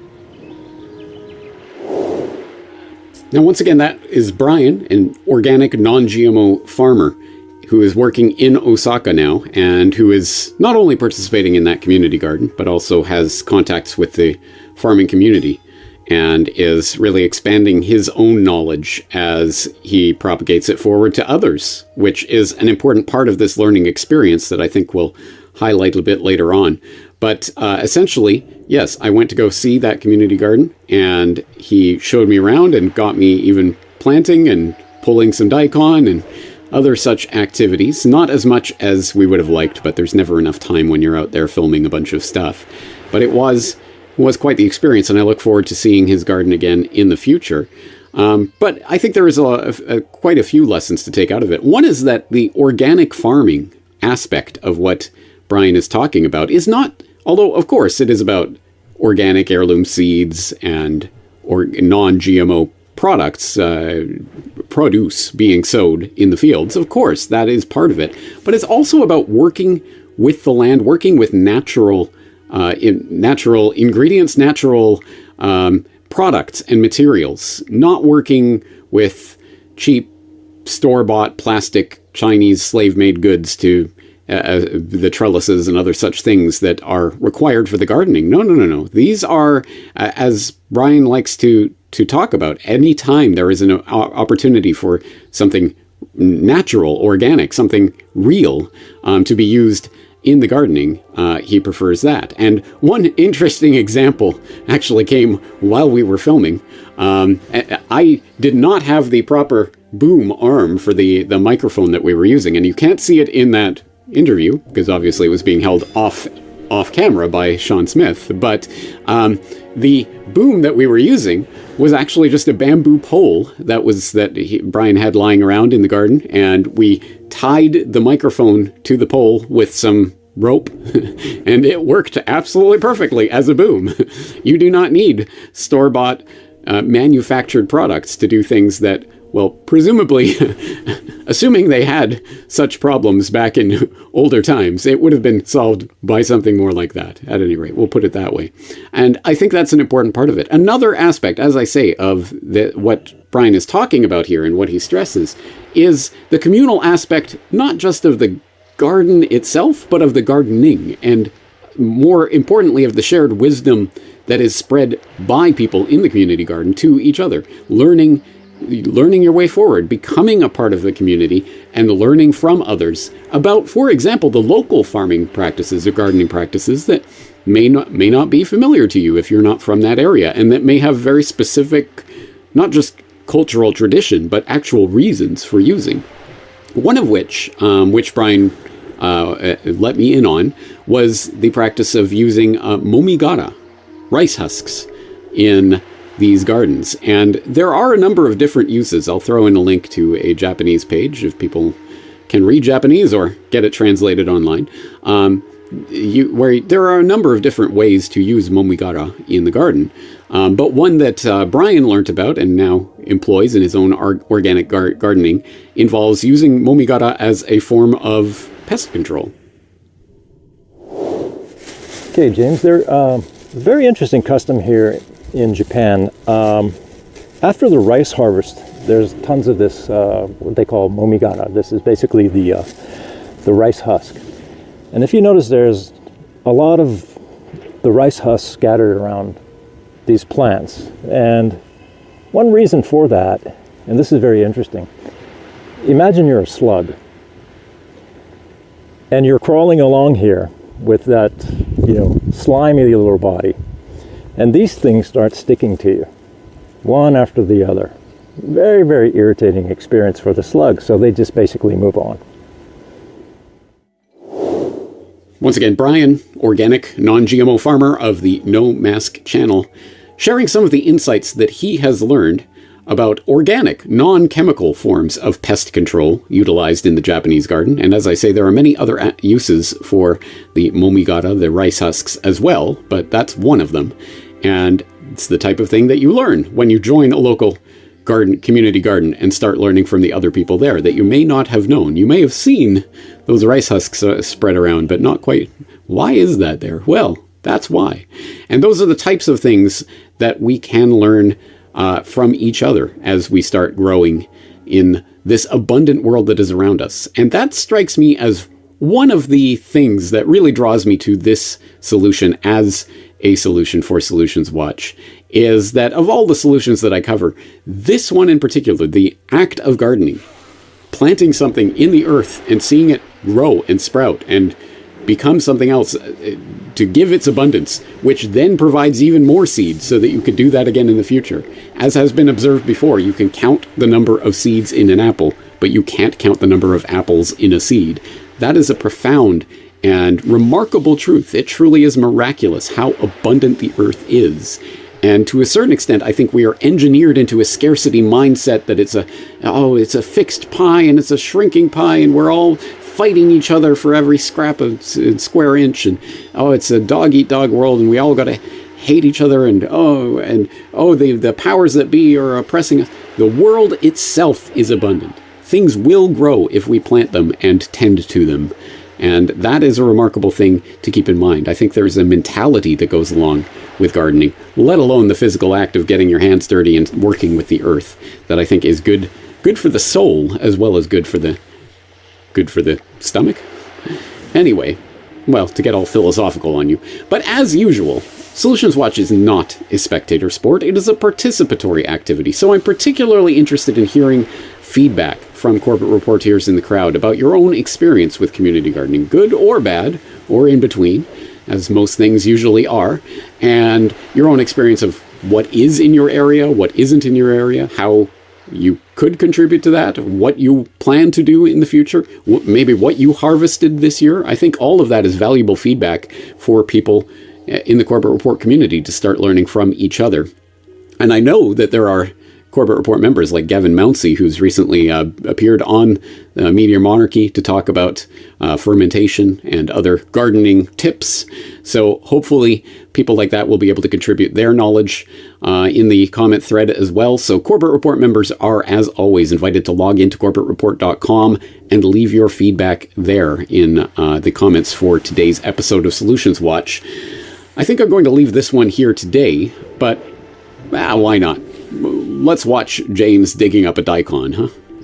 Anyway, I thank you for your time and attention today, and I look forward to talking to you again in the near future. Well, James, that's a pretty nice one. Should taste really good. But why don't you try to handle that baby?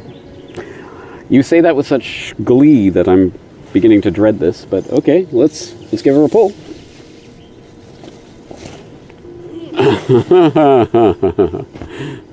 All right, yeah. Beautiful. Which one tastes better? Size does matter, but actually this one.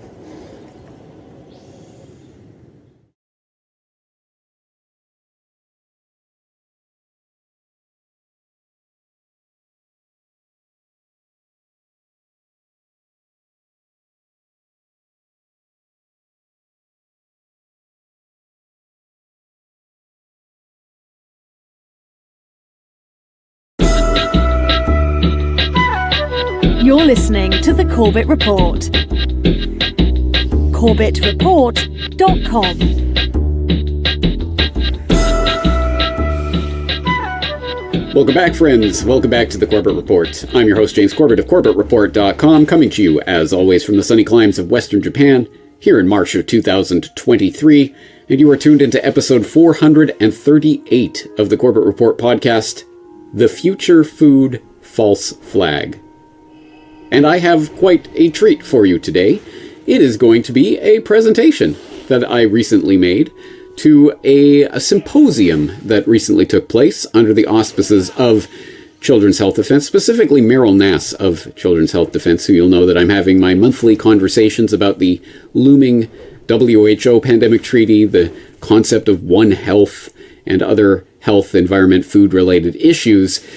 She has just recently put together a symposium on the attack on the food supply and what we can do about it.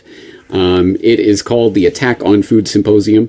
It was held on March 4th, 2023, so by the time you're watching this, it will already have come and gone, but I'll include a link so that you can find out more information about it and the various speakers that were appearing at the symposium and what they were talking about, including some that you will know quite well, I'm sure: Patrick Wood, Joe Mercola, people like that, other people you might not know about. Anyway, there was quite a range of different subjects covered, and I was asked to talk about the fires and attacks and arson and explosions affecting food production facilities, and the future of bio-lab-produced synthetic food products. And I took the opportunity to put those two parts of the story together into a narrative that I think explains and contextualizes what is really going on here. But I will let the presentation speak for itself, and I'll be back right afterwards to wrap things up with a few words. Enjoy the presentation. Hello, ladies and gentlemen. My name is James Corbett. I am the host of the Corbett Report at corbettreport.com, and I would like to thank Meryl Nass and everyone putting together this symposium for inviting me to speak. And specifically, of course, this is the symposium on the attack on food and agriculture and how we can fight back.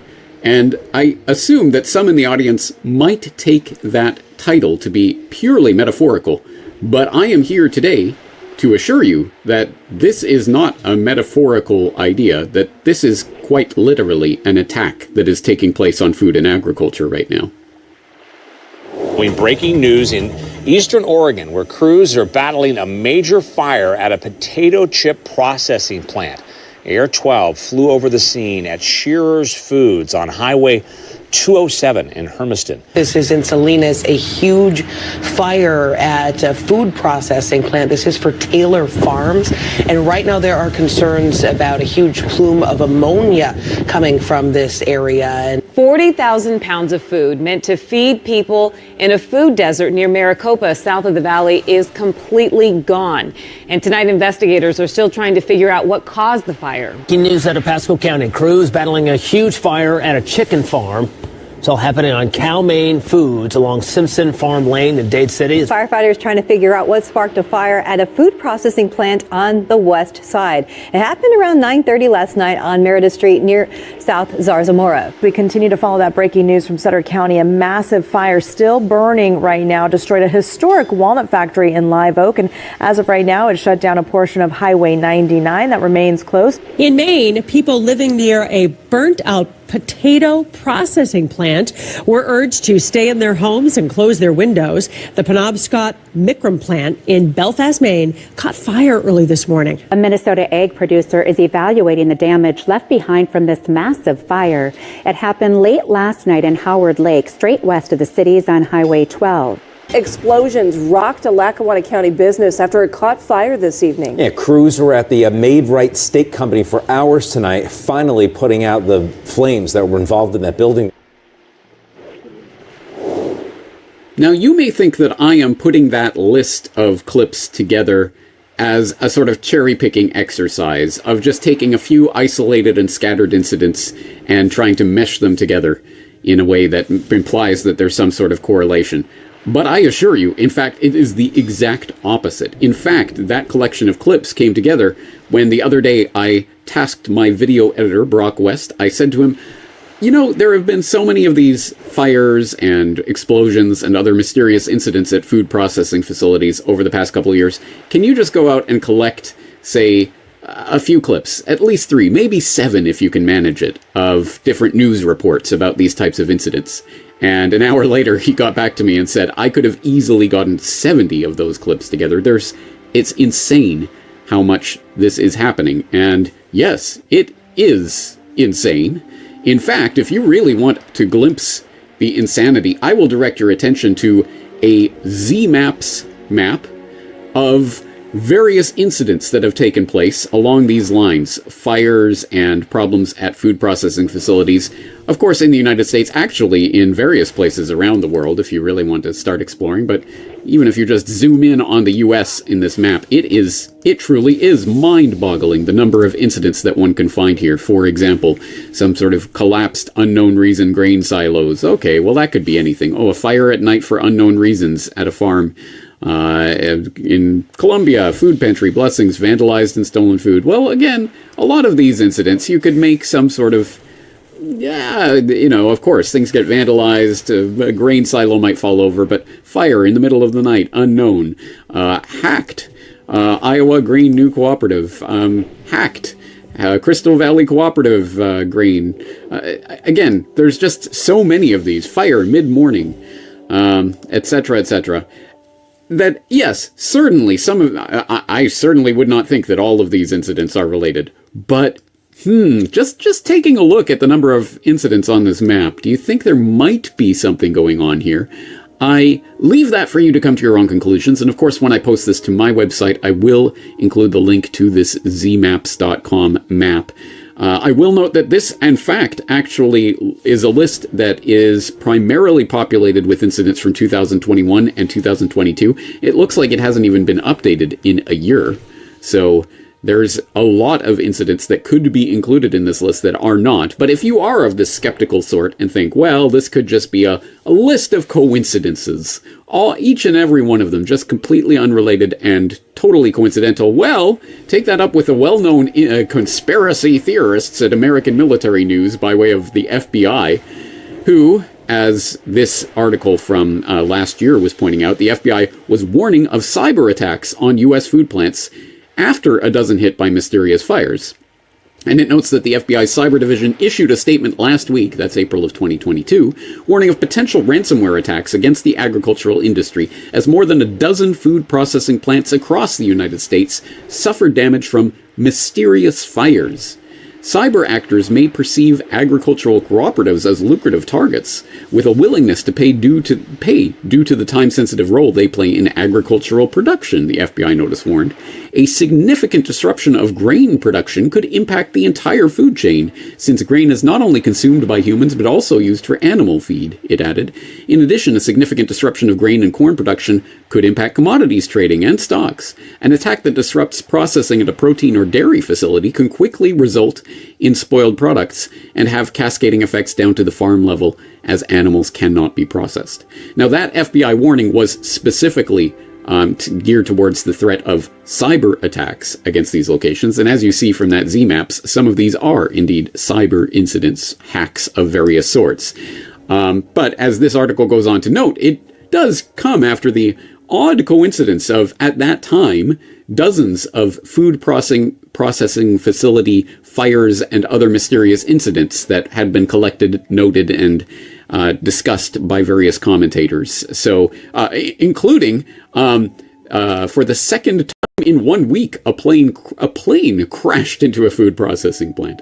Again, that may or may not be related, but the sheer number of incidents certainly does suggest that there is something going on. And in fact, even as I was putting this particular presentation together, even after my video editor Brock had compiled that list of clips of various attacks on food processing facilities, here we get the latest from CNN from a few days ago. Cyber attack on food giant Dole temporarily shuts down North American production, company memo says.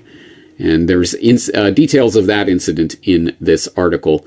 But it is not simply related to fires, arson, explosions, plane crashes, cyber attacks. There are a number of ways that we can identify that the food production system itself is under attack from a very wide variety of vectors that seem to be coalescing into a crisis that seemingly needs some sort of solution. And we see that perhaps most startlingly in the incredible, essentially shutdown of the global economy and the global food supply chain, let alone other supply chains, in the absolutely insane lockdown measures of the past few years that led to, obviously, a squeezing of the food supply. And this was something that I noted at the time as it was happening there in May of 2020 in an article I wrote called Up Next, The Collapse of the Food Supply Chain. And as always, this is a subscriber editorial, but you can get it for free simply by clicking the free link. And when you do, you'll see the full article in which I note that this isn't these explosions, problems, supply chain bottlenecks, other problems with the food supplies is not simply limited to the United States. It is happening around the globe. In fact, it is happening in Canada and the UK and Europe and China and Japan, and every single one of those is a link to further information, and there should be one for Europe, but it looks like it didn't copy over properly. And it's not just beef and pork supplies that are being disrupted. It's milk and produce and rice and wheat. Again, link for more reading on those particular food supply bottlenecks. And it's not just the food processors whose entire industry is being upended by this chaos. It's wreaking havoc for farmers and truckers and supermarkets and restaurants. And to make it all even more horrific, the crisis won't just affect the food supply itself. It will affect all those workers in these industries who are being laid off as a result of the disruption, who now find themselves among the ranks of the recently unemployed, who are lining up at food banks, which, as you might imagine, are struggling to keep up with the record demand on their dwindling reserves, leading to stampedes in Kenya and protests in Bangladesh and looting in Colombia and clashes in South Africa, as well as the supermarket freakouts and shopping brawls breaking out in the US and Australia and the UK. And I ask rhetorically, can there be any doubt that severe food shortages will cause widespread chaos in the streets of the developed world? And in case there's any doubt, I'll just leave this here. Again, link. All of these are linked up to sources, so you can go and explore that to your heart's content. But I think that the case should be fairly self-explanatory, that there has been a profound attack on the food production system as we have known it in recent years, exacerbated, of course, by the recent invasion of Ukraine by Russia and obviously the upending of the breadbasket of Eurasia, as it were, in Ukraine, and the knock-on effects that has in various countries that depend on Ukraine for supplies of wheat and other grains, as well as fertilizer disruption. I could go on and on and on, and I will provide plenty of links for you if you want to continue exploring these various attacks. But as I say, it doesn't take a great deal of insight to be able to piece together that perhaps there may be some correlation between all of these crises that are converging on the food supply at seemingly the same time and giving rise to the same apparent need for some fundamental transformation of the food supply. And I would like to think that the people who are currently enjoying this symposium probably do not need to be led by the hand to understand or to discover the concept of some sort of false flag event in which crisis is deliberately created, perpetrated, or even just latched onto as an excuse for pushing an already existing agenda. But in case you do need some food for thought along those lines, pun intended, I'll just present these clips from some people you might have heard from before. You never want a serious crisis to go to waste. And what I mean by that, it's an opportunity to do things that you think you could not do before. Because of these crises, because of the geopolitical concerns, because of the pandemic, heck, because of Brexit, we see NATO stronger too. I think its task will be to develop an overall strategy for America in this period when really a new world order can be created. It's a great opportunity. It isn't just a crisis. Hey guys, did you know that the Chinese word for crisis is made up of two characters that mean danger and opportunity, and thus that any crisis can actually be an opportunity? And furthermore, did you know that that entire misunderstanding is based on an inability to properly read Chinese? Well, if you want more elaboration on that, I'll throw a link in the show notes. But that is the level of thinking that these erstwhile would-be world-bestriding rulers of men believe in their hearts, that any crisis is just a potential opportunity for government to do things that otherwise would seem unthinkable. And that, of course, is the underlying basic logic of, well, the false flag attack in particular, but any sort of rule by crisis in general. Whether that crisis is engineered, is part of a coordinated campaign of an attack on the food supply itself, for example, or whether it is simply an ongoing natural phenomenon, a bunch of coincidences that just seem to be happening all at once.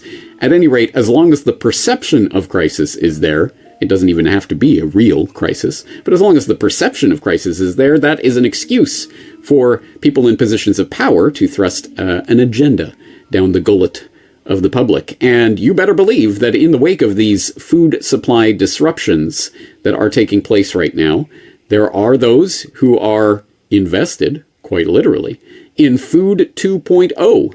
What is Food 2.0, you might ask? And that's a good question. And I'm sure you are familiar with some of the more normalized elements of the what could be described as food revolution that it has been taking place for some time now. All the synthetic chemicals and heavily processed foods that now dominate the shelves of the supermarket, as well as the genetically modified organisms, plants and animals, that are increasingly being approved for human consumption by various regulatory agencies around the world. But that really just begins to scrape the surface of the bold new technologies that are going to start shoving, and in fact, in some cases already have started shoving, bold new foods down your throat. For example, perhaps you may or may not have heard of the bioengineered spores that are going to be inserted into the food supply so that they can track every single organism, animal or plant, from farm to fork. Can we hear a little bit about how Annika is changing the security of the supply chains as the world becomes more and more global? Sure. Michelle? So sort of on a high level, what we do is we use microbes as tracking devices. So what we do is we convert data, digital data, into strands of DNA. We insert that little bit of DNA into a microorganism, a probiotic microorganism, to be honest.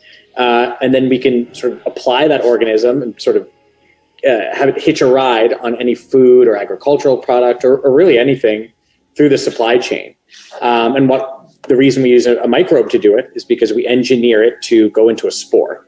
So a dormant state that allows it to be impervious to high temperatures and UV light, sort of protect that DNA barcode through transit. And so why this is important is because you can spray romaine lettuce, for example, and you can mix it around and wash it and treat it, microwave it. You can have it decay for a month and we can still re-identify sort of each leaf back to its origin.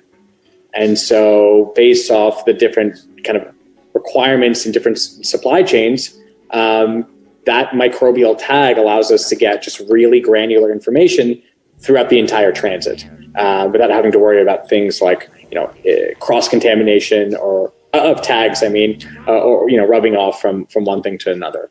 So it's just an incredibly hardy package of information. Or have you heard of the company that's using genetically modified microbes to create peptides that taste like sugar but are digested like proteins, which, as the company likes to brag, although these microbes are technically genetically engineered, the desired products can be purified and legally sold as non-GMO. Now, in nature, in the Garden of Eden, sugar was good enough in the apple to give you sweetness. In some places, some exotic places in today's paradise in the jungles, this is not enough. Small plants which are under the canopy of much taller trees need something more to attract animals to eat their fruit and spread their seeds in new places where there is sun. And for that, they have a protein. Now, this protein in nature is not sufficiently stable. So what we do in our lab is we use a method called computational protein design, in which we take the sequence, a necklace that is the protein, a necklace built out of 20 types of beads called amino acids, and we mix and match them. Because we know that proteins don't grow only in paradise, they also grow in the Dead Sea, in hot springs, in exotic acid swamps and places like that. So by rearranging the chain there, what's the possibility here in the future? Tell me. So what we are doing, and you just drank it, we are making a protein which is stable. We are fitting the proteins which are found in the jungle to the mass food market.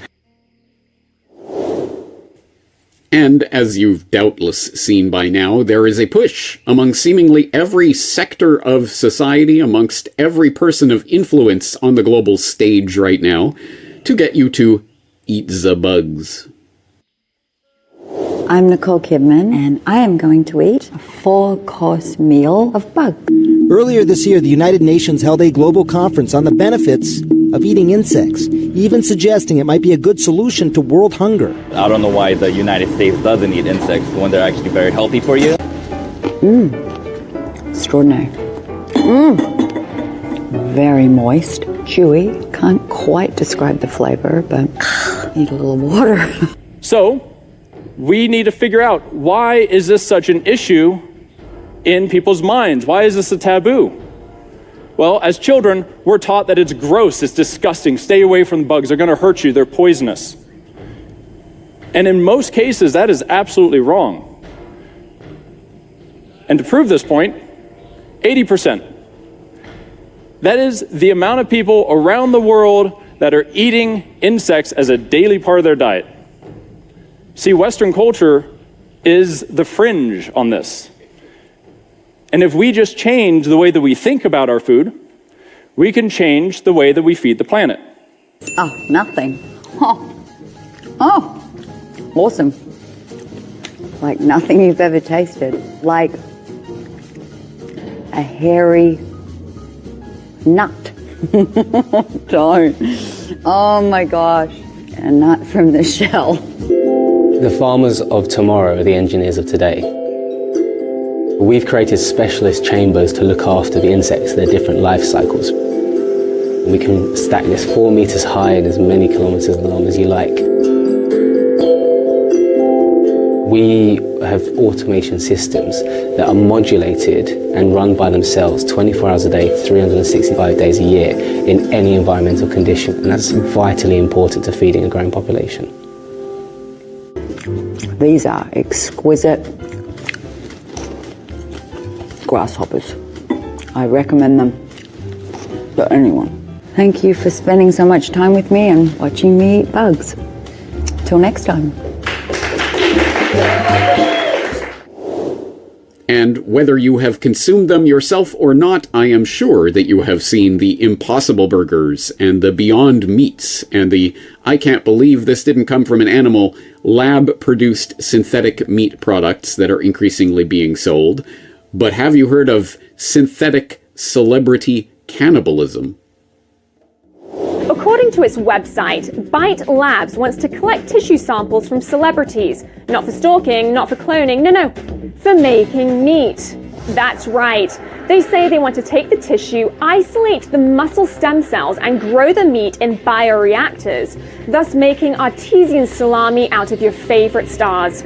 Each will apparently have about 30% celebrity meat and 40% animal meat, along with fats and spices. Believed and hoped to be a prank, Time magazine contacted Bite Labs to learn more and got this statement from someone who identified himself as the CEO, keeping up the charade, saying, "We want to prompt widespread discussion about bioethics, lab-grown meats, and celebrity culture.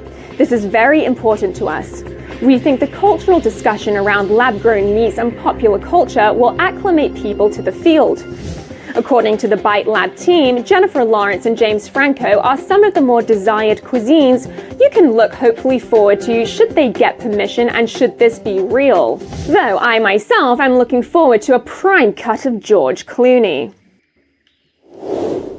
Oh, don't worry, guys. That Bite Labs synthetic celebrity meat thing, that was a hoax or an art project or a bunch of activists who were trying to draw attention to the possibility of synthetic cannibalism or something like that. Anyway, they're not selling anything for real, so I guess it's all okay.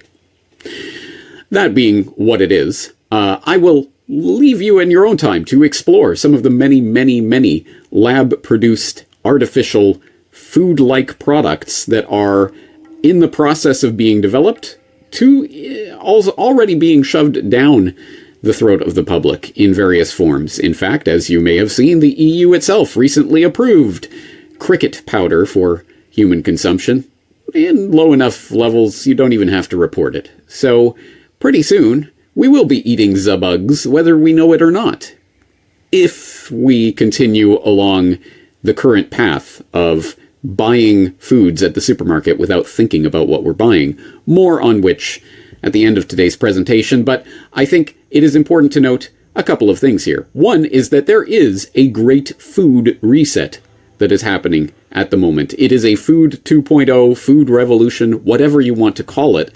And I have detailed the various types of food technologies that are coming online or are already being sold to the public in a recent editorial I wrote called What is the Future of Food, that I will direct you to, where you can find many more links exploring some of the things that we've been looking at in these short clips. But I think for the purposes of today's presentation, let's tie in this concerted attack on the food supply that appears to be going on. At least the crisis is there, and the FBI and others are warning us of this crisis, and the seeming solution that is swooping down to save us from this crisis, which is we will have to fundamentally transform the food supply of the planet itself in order to continue feeding the human population. Now, as I say, that food reset, great food reset, is happening. The obvious questions that arise from that observation are, who is doing this, and why are they doing this? Now, the first question, I think, is easy enough to answer, at least to throw out some names that I think, at the very least, if you have not researched yet, you can begin to do so. I wrote about this in a follow-up article to What is the Future of Food called Who is Behind the Great Food Reset, which I will also exhort you to take a look at if you are interested in this subject.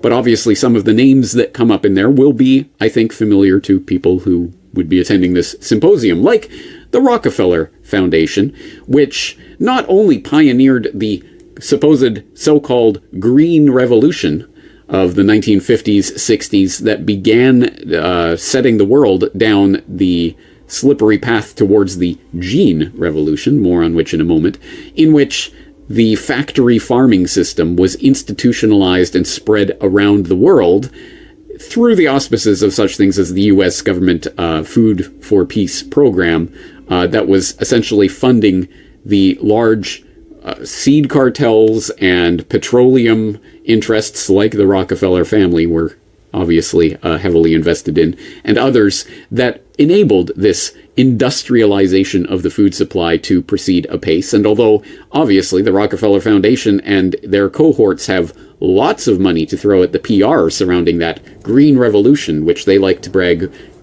fed 1 billion people around the world, or whatever it is that number has grown to, in reality, there are much, much deeper questions and problems that have arisen in the result of the destruction of traditional farming systems and communities in favor of these large industrial factory farming types of endeavors that themselves have given rise to the gene revolution, or at least provided an outlet for that gene revolution to take place, whereby now more and more resources of the the Rockefeller Foundation, I get ahead of myself, and others are going towards developing specifically crops and increasingly livestock who are genetically modified and tailored for various environments, that again is being sold as a wonderful revolution that will increase yields, etc., etc., although there is much, much evidence to show that that is in fact not the case. And also, as an added bonus, we get the absolute environmental destruction of the smothering of the planet in glyphosate, just to name one of the chemicals that is attendant upon this GMO cultivation, that has now become the most used agricultural product in human history and is having health effects around the world. Much, much more to say on that. Again, please, at the very least, type glyphosate into my search bar, and you will start to be able to explore some of that.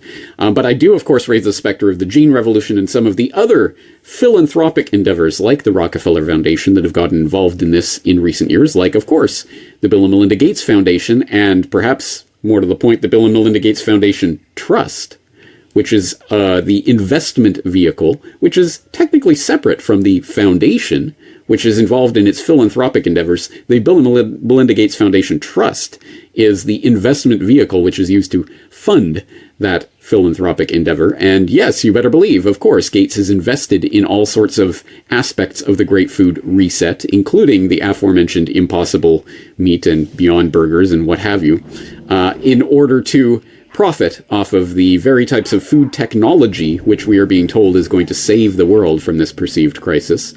There's obviously a lot of information to explore there, and although the fact checkers of the world will tell you that it is not important that Bill Gates is now the single largest farmland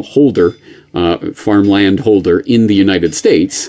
That's not important because it's just a tiny percentage of the overall farmland in the United States.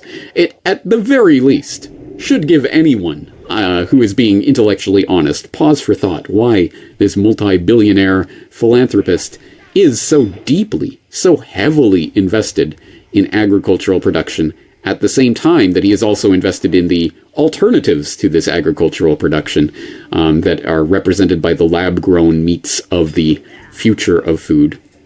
There are many, many, many other players at this table, however, and that deserve to be explored. Of course, the previously alluded to Klaus Schwab and the World Economic Forum with their consistent pimping of the Eat the Bugs agenda would be one person on that list, as would such things as the Davos of Food, which you may or may not have heard of, but you probably will in future. It's called the Eat Forum, the Stockholm Eat Forum, which convenes people, high-ranking industrial tycoons and others, bigwigs in the food world, for talks about how to transform the global food supply and the fundamental ways in which people derive their food. There are some interesting things to note about an organization like that. We could also explore the links of, again, philanthropic endeavors like U.S. aid, which is surely something that all sides of the phony left-right spectrum can get behind. Of course, because it's the U.S. government giving its wonderful aid to people around the world with significant strings attached. And I don't think you need a lot of imagination to see how that can be used to foist transformations like the aforementioned green and gene revolutions on the developing world. There's so many other players at this table and so many things to get into.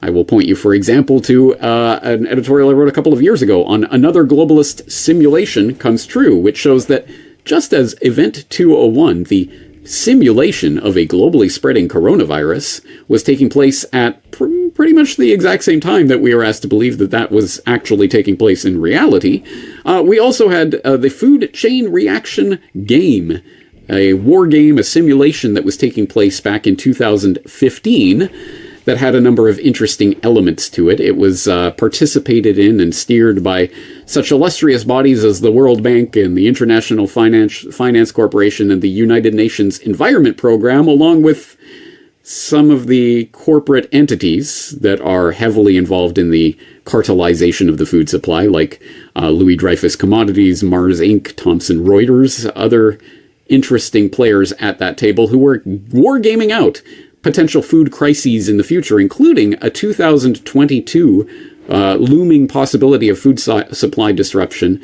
that ended with in the war game simulation that was taking place again 8 years ago, ended with the EU imposing a meat tax, which eventuated ultimately, as the game played out, in a global carbon tax to save us from the scourge of global warming related food crises. So ultimately, the United Nations, of course, gets its pound of flesh as payment to the weather gods. So an awful lot of... There are many, many, many other players that could be talked about in this developing, ongoing, concerted attack on the food supply that is taking place, and the types of technologies that are being foisted on us in order to affect that transformation. But for the purposes of today's presentation, I think the other side of that question that we raised the specter of earlier is important to answer. Why are these players involved in this Food 2.0 revolution? And the obvious common factor that obviously unites, I think, every player at this table is the crass and obvious answer of money. And of course, there is lots of money to be made, especially when we start taking the natural abundance of the productivity of the earth itself, the incredible abundance of seeds giving rise to new life with minimal inputs. That process, which has sustained humanity throughout countless generations, is being swept aside out of expediency, out of necessity because of the impending global warming crisis or something along those lines, and being replaced with lab-manufactured synthetic food products that are coming from corporations. Again, it does not take a genius to understand how the monopolization of the food supply, or the cartelization of the food supply, would be very financially lucrative for all of the people literally invested in that food transformation. But having said that, I do not think that the monetary incentive is the sole explanatory agent here, and I don't think it's even the most convincing one. Yes, there certainly is money to be made, and that will unite all of these players in this agenda, but I think that there is a much deeper agenda going on here, and that is alluded to in my use of the moniker the Great Food Reset, because I think Food 2.0 and this revolution that we are living through is very much connected into the Great Reset that the World Economic Forum has been talking about for the last few years, propounded by the likes of Klaus Schwab, who has told us repeatedly that the Great Reset involves all of these incredible systemic transformations that are brought about by Fourth Industrial Revolution technologies, the brain chips and the AI and the synthetic foods and whatever else is coming, that will ultimately serve to converge our biological and physical and digital identities.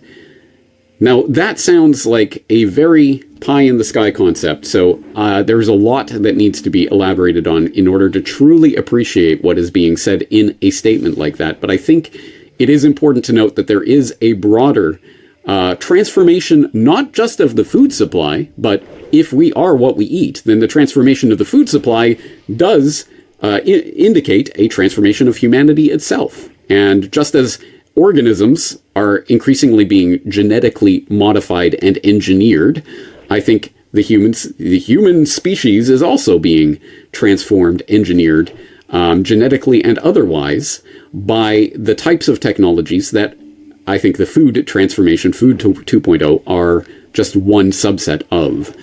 This is part of a larger transhuman agenda, which is embodied in that phrase by Klaus Schwab. Again, do not take this from James Corbett.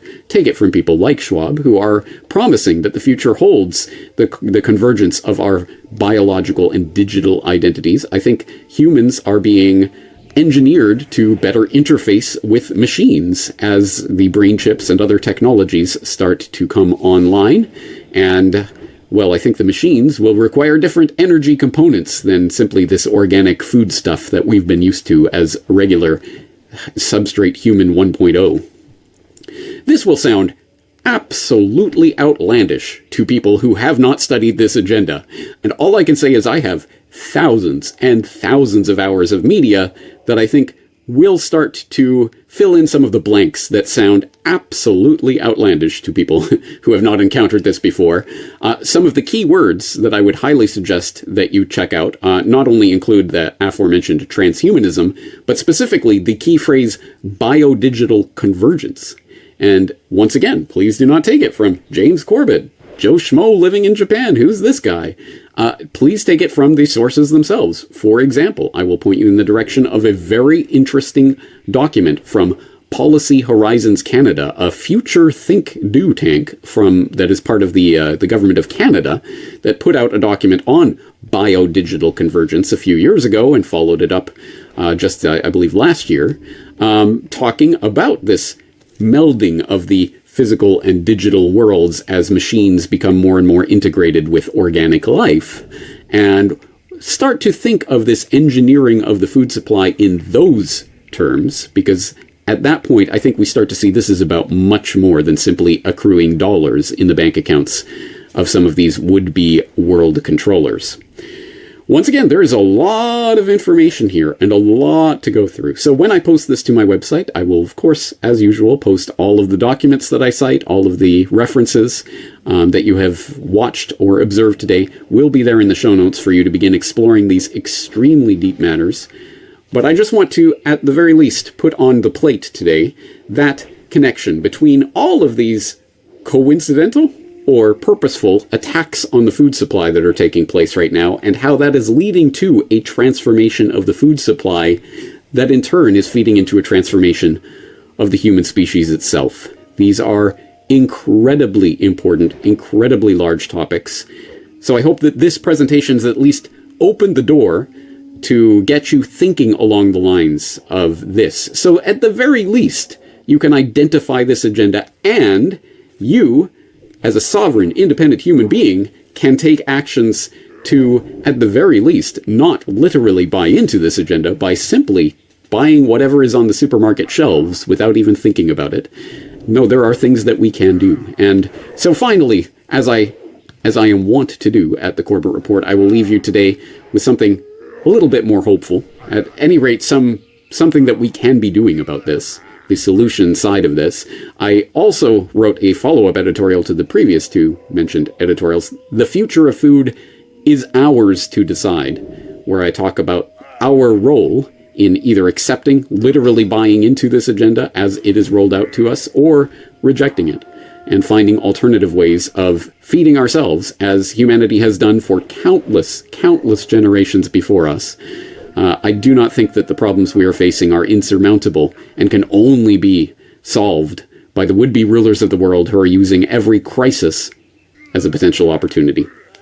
That being said, I am out of my allotted time for today, so I want to thank you very much for your time and attention, and direct you once again to CorbettReport.com for more information on this subject. All right, welcome back. Thank you for sticking around to the end. And if you have stuck around to the end, you will notice the mad, headlong rush toward the end of that presentation. And that was due to time constraints. I was offered 30 minutes to speak. I managed to shorten my presentation down to 37 minutes. You just watched the 40-minute version that the people watching the symposium didn't get to see, that wonderful compilation of bug eating, which I had to take out for purposes of time. Anyway, as you can see, it's pretty hard to bite off and chew, pun intended, a subject of this magnitude in a mere 30 minutes. So, yeah, it was a headlong rush at the end, and oh, by the way, transhumanism, and oh, by the way, the future of humanity is changing. See ya. So, if you would like to start following up on those subjects, of course, there is plenty of material, hearty material to dig into in the show notes for today's episode at CorbettReport.com/food-false-flag. Please go there for all of the show notes, time-linked references to everything that I talk about in this episode. And there's a lot to go through, and from each of those links you can find dozens of other links that branch out into some of the many subjects that are absolutely essential here, that I hope I've managed to at least put on the table for today's conversation. In it, you know, sometimes, of course, it's good to do the big deep dive as long as you want and to talk for hours on end, but sometimes it is good to have that artificial time constraint in order to create something that, at the very least, starts the conversation, and people can start picking out the different parts of it that they think are interesting and exploring further from there. It is good to do that from time to time, although I will head off at the pass all of the people who are going to kindly advise me to make 3-minute TikTok summary videos of all my podcasts so that Joe Q normie stumbling through TikTok world can find them, and then if they want, they can watch the whole video. I'm not going to do that. Having said that, I'm not even joking about that. Please, if you are compelled to do that, if you relate to the TikTok, Snapchat generation and can make those 2-minute summaries, do it. Absolutely. You don't even have to give credit to me or point people to my work or anything. Just take this information, condense it in whatever way you want, in whatever format you think will be effective. At any rate, I hope that this presentation has been not only informative to my regular audience, as I say, there's lots of links, lots of material to explore here, but also to those in my audience who need a conversation starter with someone that in their life that they know might be interested in this topic specifically and how it spins into the million other topics of the great transformation of everything that is encapsulated in the idea of the Great Reset and the Fourth Industrial Revolution, blah, blah, blah. All right, having said all of that, thank you again for sticking around for this presentation. I hope you got something out of it. Once again, all the show notes are at CorbettReport.com/food-false-flag. And that's going to do it for today. But I am James Corbett of CorbettReport.com, and I am looking forward to talking to you again in the very near future.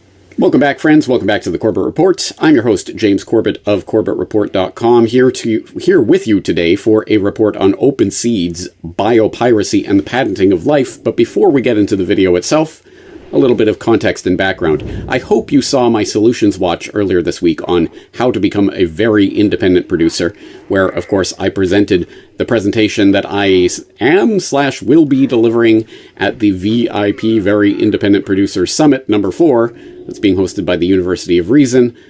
All of the links to all of that will be in the show notes for this. It was in the show notes for Solutions Watch. As I say, I hope you're familiar with that, and I hope, depending on what time you are catching this particular video, that conference may still be ongoing. It starts Saturday, September 7th at 12 p.m. Eastern, as in U.S. Eastern Time, U.S. Canada Eastern Time. So if you are around and able to catch that, I hope you do.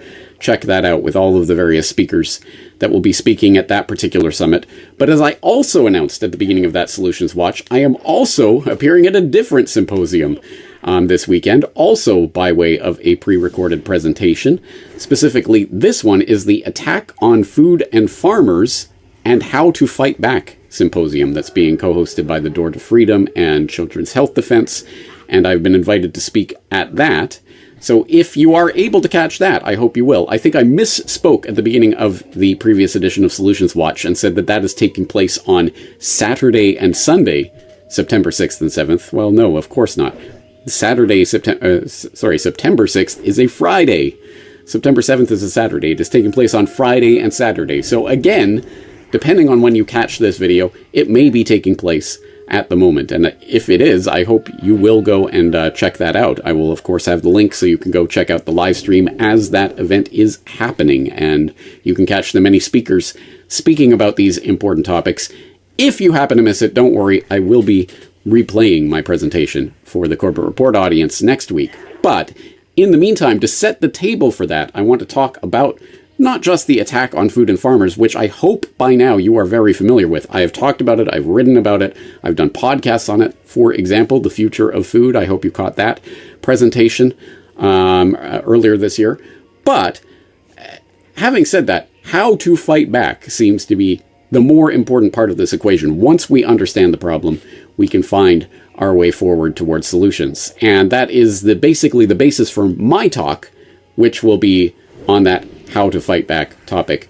Specifically, it will be titled, The Future of Food is Ours to Decide. So the basis for that presentation is, okay, if we know all of the points of the agenda that the they, them, those of the corporate / governmental / legal / establishment oligopoly are trying to force us down in the path towards eating the bugs and all of the other parts of the food agenda, well, then we can, at the very least, just at a first order of analysis, we can counteract that agenda by moving in the opposite direction. So we have to understand the agenda in order to effectively counteract it. So on that note, I cite many things throughout that presentation, and they will all be linked up once that presentation appears on my site next week. But in the meantime, one of the reports that I cite as an example of that attack on food and farmers that is the basis for our understanding of the problem so that we can better address the solution was this 2012 report that I filed for GRTV back February 2012, over 12 years ago now, that is as relevant, if not more relevant than ever. It's called Open Seeds, Biopiracy, and the Patenting of Life. And it talks about that corporate, governmental, legal oligopoly and its moves towards actually trying to patent life itself in order to more effectively control and cartelize not only the seed industry, but ultimately food production generally. And that is a very, very scary agenda once we understand all of the ramifications of that, and makes it even more important that we find those solutions that I'm going to be talking about in my presentation. So get your pen and paper handy. There's a lot of information in this report that, as I say, is as relevant now as it has ever been. And please stay tuned, or if you happen to be in the midst of it, please catch my presentation on The Future of Food is Ours to Decide at the Attack on Food and Farmers and How to Fight Back Symposium. Now, All of that, again, all of those links and that information will be in the show notes for this flashback edition of the Corbett Report. And, of course, as always, you are reminded that since this was a 2012 report, it is available on the 2012 Data Archive, this USB archive that, of course, contains every single podcast, every video, every interview, every article from the year 2012 on CorbettReport.com, including this Open Seeds report. And, of course, this data archive, if you choose to support this work and want to preserve it, you can get it from the New World Next Week site at newworldnextweek.com. Having said all of that, please enjoy this report.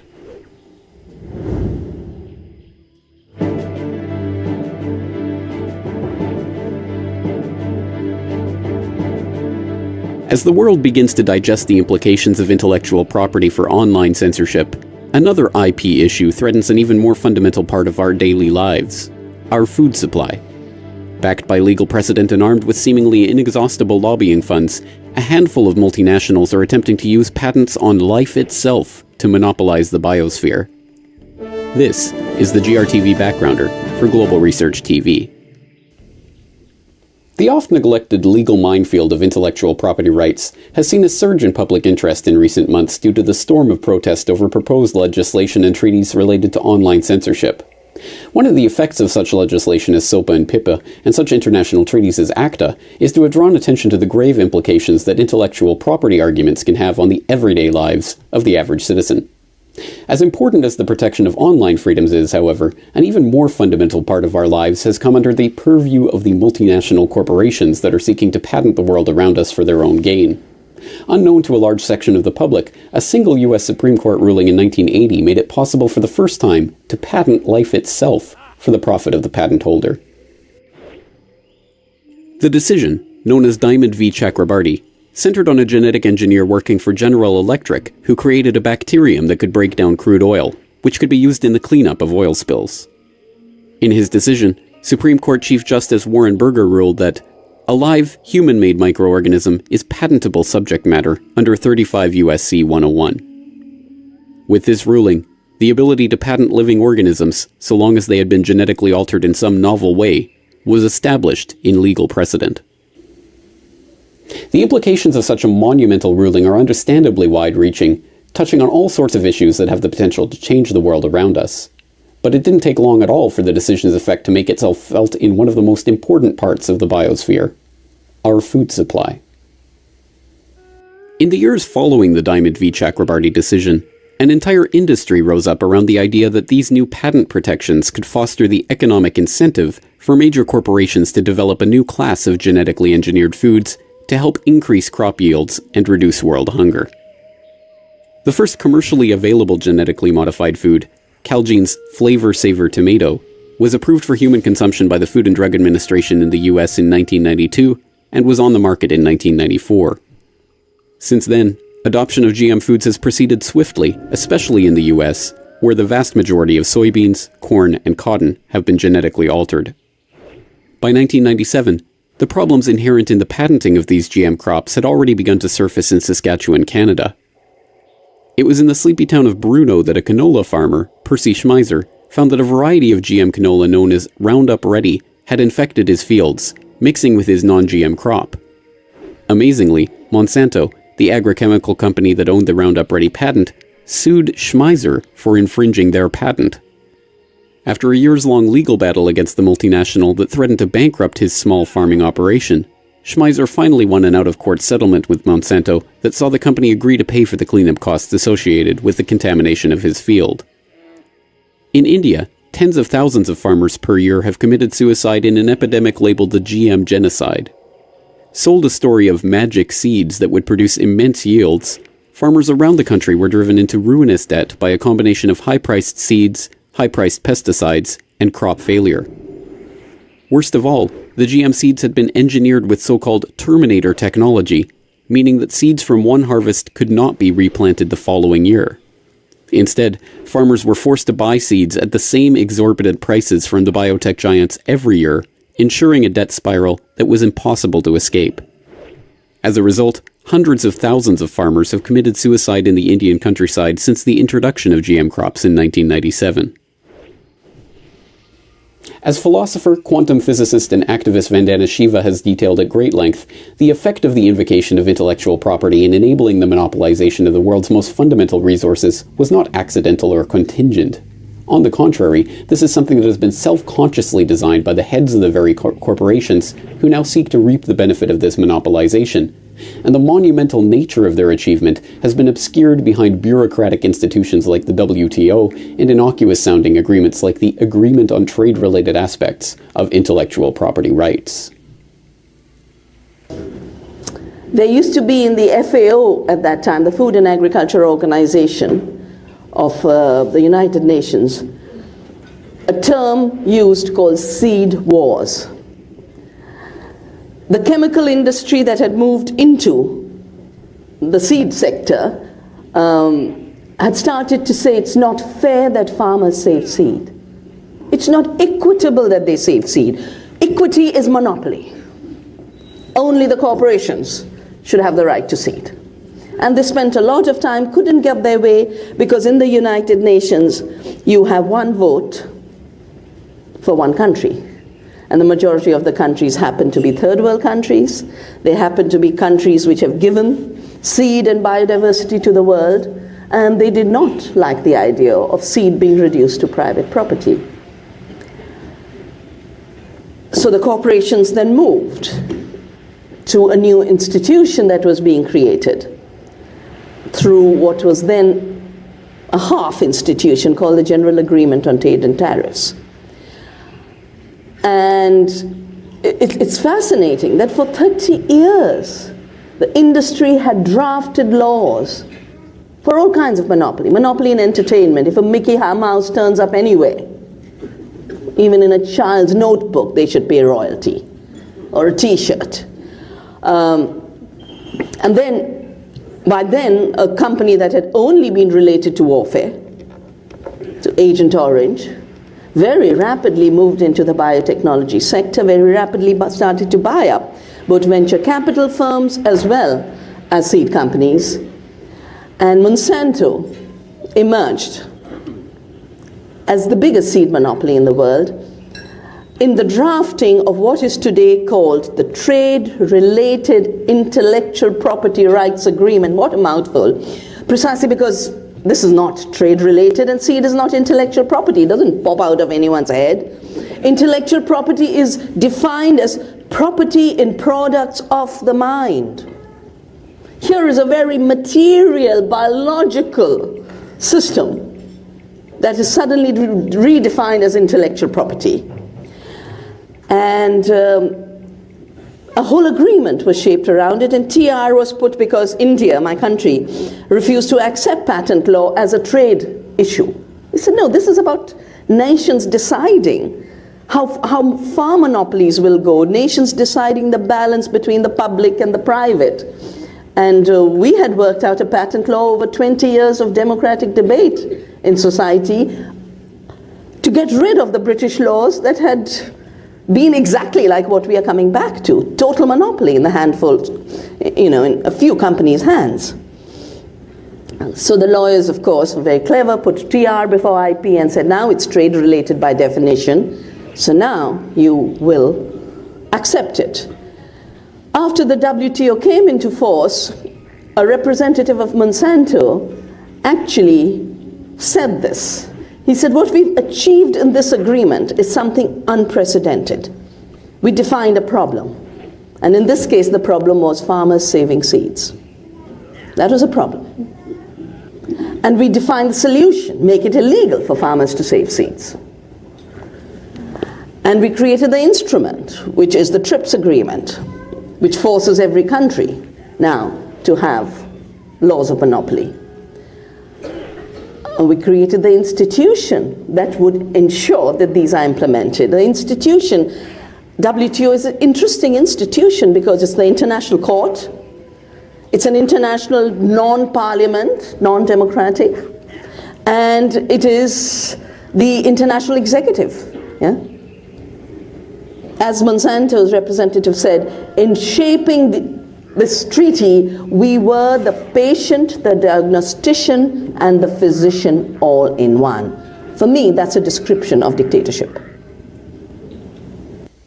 Although the deck appears to be stacked in favor of the giant multinationals and their practically inexhaustible access to lobbying and legal funds, the people are by no means incapable of fighting back against this patenting of the biosphere.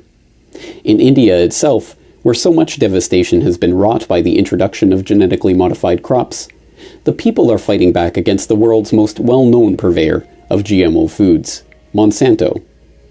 The country's National Biodiversity Authority has enabled the government to proceed with legal action against the company for so-called biopiracy, or attempting to develop a GM crop derived from local varieties of eggplant without the appropriate licenses. Which is essentially owned by Monsanto. Ground for this environmental activist. Leo Saldana filed the complaint that has led to India charging American agricultural giant Monsanto with biopiracy. And the eggplant, or brinjal, is what the company is accused of stealing. Leo says Monsanto illegally used indigenous brinjal varieties to create a genetically modified version of the vegetable.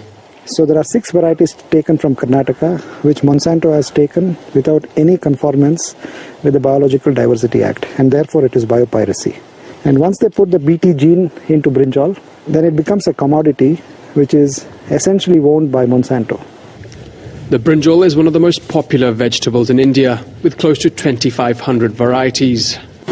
In 2010, Monsanto's partner companies nearly got approval to commercialize a GM variety called BT brinjal. The massive public protests forced the government to ban it indefinitely. Undeterred, Monsanto has continued testing other GM crops. 2 months ago, a hastily destroyed experimental field of GM maize was filmed by a local TV crew. Monsanto has been accused by Greenpeace of not informing the field's owner about the nature of the crop. We didn't really have an agreement. Monsanto just made me sign a form. What was written on the form? Nothing. There was just a date and the name of the company. Although resistance to the patenting of the world's food supply should be applauded in all its forms, what is needed is a fundamental transformation in our understanding of life itself, from a patentable organism to the common property of all of the people who have developed the seeds from which these novel GM crops are derived. This concept, known as open seeds, is being promoted by organizations around the globe, including Dr. Vandana Shiva's Navdanya organization. Traditional knowledge has grown as a tradition that is shared. It has grown cumulatively and collectively. That is what makes it deeply distinctive. Intellectual property rights are based on the idea of an individual having rights, which is then based on the idea of an individual making innovation, which is not the way knowledge actually works. Knowledge is a collective tradition. It's a common resource of society.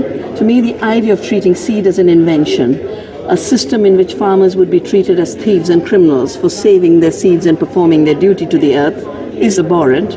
That's what made me get involved in this idea to keep seeds open. Open source is like open seeds. Open pollinated variety seeds are made through pollination of bees and butterflies acting in freedom. They are free in the sense they can be saved generation after generation. They are seeds of prosperity, they're seeds of life. Open source software is the same. It is a way of spreading prosperity and knowledge in society rather than creating scarcity, poverty, and deprivation. To be sure, it will be a long and arduous uphill battle to bring this issue to the attention of a public that seems to be but dimly aware of what genetically modified foods even are, let alone the legal ramifications of the ability to patent life. But as the work of such organizations as Navdanya continue to educate people about the issues involved, the number of those opposed to the patenting of the biosphere likewise increases. From seed saving and preservation projects to an increased awareness of and interest in organic foods, people around the globe are beginning to take the issue of the food supply as seriously as the companies that are quite literally attempting to ram their products down the consumers' throats.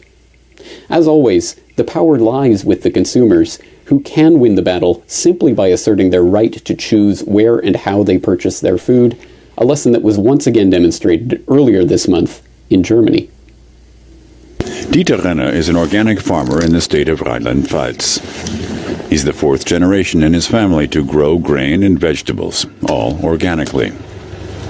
He's glad that BASF decided to transfer its research unit for genetically modified crops out of Germany. He says local farmers will benefit. I'm pleased. It's proof that the people who oppose genetically modified crops are right. 70% of Germans oppose genetic technology, so BASF made the right decision about leaving Germany. It's too bad they'll still be able to carry out their research in the US. This kind of research should be stopped.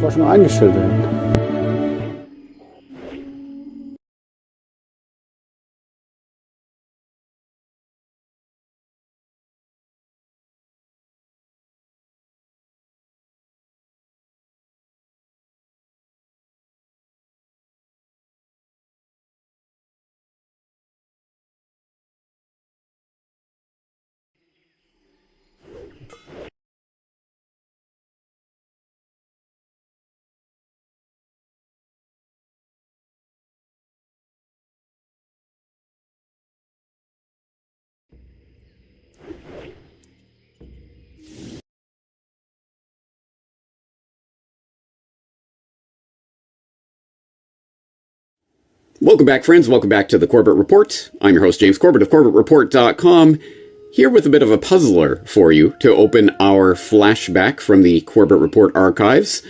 Why, after 27 years, are the intrepid reporters at CNN finally asking the question, why did this cop turn up dead? What am I talking about? I'm talking about this article that is now up at CNN.com, but I'm showing you the archive.today webpage capture because friends don't let friends visit CNN.com, of the freshly posted March 3rd, 2023 CNN.com article, Why Did This Cop Turn Up Dead? A heroic police officer rescued at least 3 people after the 1995 Oklahoma City bombing. A year later, he was found shot in the head. Now, this will maybe come as news to the unfortunately brainwashed, fluoride-addled acolytes of CNN.com, but this will not come as news to people in the alternative media generally, or people who have followed the Corbett Report, and will remember my 2010 podcast episode on Requiem for the Suicided, Terrence Yakey, which, if memory serves correctly, was the first edition of the Requiem for the Suicided series. And what an incredible report this is. I will, as always, link it up in the show notes so you can go explore it for yourself. But suffice it to say, this isn't a bad report. Of course, it does take several paragraphs and a couple of chunky sections before you really start to get into the meat and potatoes of this. But they eventually do inform us that a CNN investigation found several anomalies surrounding Yakey's death, along with a lack of transparency by the authorities. You don't say. If only some journalistic savior could have come along in the last 27 years to begin asking the basic questions about who killed Terrence Yakey, this decorated hero of the Oklahoma City bombing aftermath, who was about to blow the whistle on something that he could not abide, that was tearing him apart, and that ended with him, apparently, according to the authorities, slashing his own wrists and his throat, bleeding all over his car, then dragging himself across a field over a fence to shoot himself in the back of the head. Yeah, no problems there. No questions at all. Autopsy, schmautopsy, there's no need for that. Anyway, once again, I will invite you to read through the CNN report, which, of course, talks to his widow, Tanya Yakey. It talks to various people surrounding this investigation, including Craig Roberts, who people who have followed my coverage of the Oklahoma City bombing will probably know by now, and many other aspects of this case that are all valid questions to be talking about. After Terry's death, Tanya said she saw signs of burglary at her home. She noticed various items out of place. Terry had left a VCR for her, but it disappeared. She never got a chance to see what was on the tape. Likewise, Ramona McDonald said her house was burglarized after Yakee's death. Much of her bombing-related evidence was taken. When Terry's family visited his apartment after his death, it looked as if it had been ransacked. There was paper scattered around. His sister LaShawn said, and you could tell somebody had been in there, like looking for something. Over and over, all of these things, all of the things about the crime scene that were never investigated, all the problems with the lack of autopsy, all of the questions that all of his close family members and associates have about this, the fact that none of them accept that this was just an ordinary death. They get one quote from one person who says that the Oklahoma City Police Department investigated, and to say there was a cover-up is ridiculous. One person in this entire report questioning it. So overall, it's not a bad report, which of course raises the question, why? Why is CNN, after 27 years of steadfastly ignoring this case, suddenly on the case? Oh, a CNN investigation has found anomalies, has it? Interesting. I have my own thoughts about that, but as always, I'm interested to hear your thoughts. So Corbett Report members, as always, are invited to log in to corbettreport.com and leave your comments on this puzzling update to the Terrence Yakey story in the show notes, in the comments at corbettreport.com. But without further ado, we're going to flash back to this 2010 podcast episode that you will hopefully recall was revivified by video editor extraordinaire Brock West in 2017. He made this video version of that audio podcast. The audio podcast from 2010 is, of course, available on the 2010 Corbett Report Data Archive USB, which is available for purchase from newworldnextweek.com. And it includes all of the material, every podcast episode, every video, every article that was produced on corbettreport.com in 2010. And of course, that not only gives you a actual physical copy of this information that you can take around and, of course, copy and share widely, but it also helps to support my work, so that is appreciated. But without further ado, we're going to get back into this 2010 podcast exploration. 27 years, several years before CNN uncovered the Terrence Yakey mystery.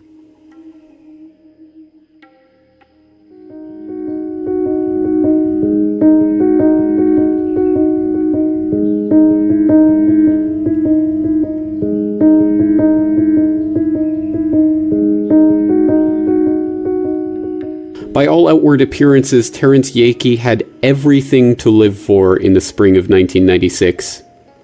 A respected 7-year veteran of the Oklahoma City Police Department, Terrence Yakey had earned awards, accolades, and honors for his work in the aftermath of the Oklahoma City bombing on April 19, 1995, where he worked tirelessly in the rubble and the debris for over 3.5 hours, dragging 8 people from the building that day, saving their lives.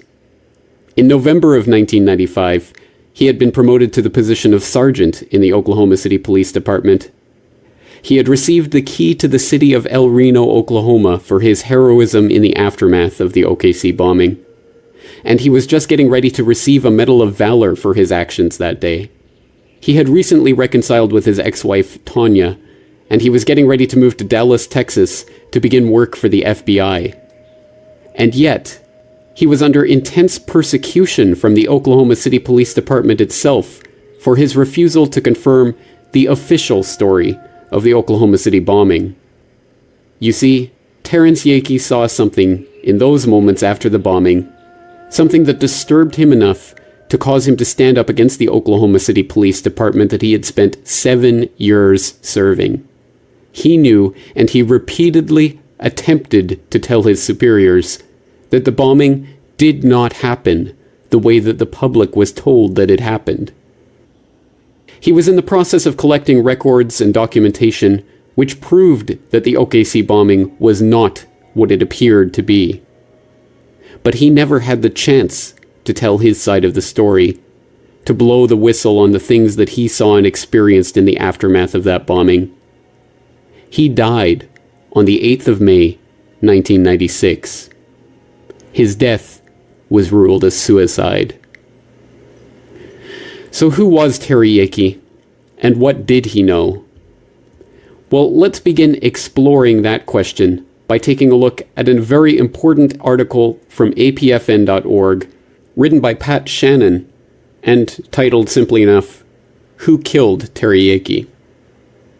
Quote, "Teriyaki was a giant of a man with a heart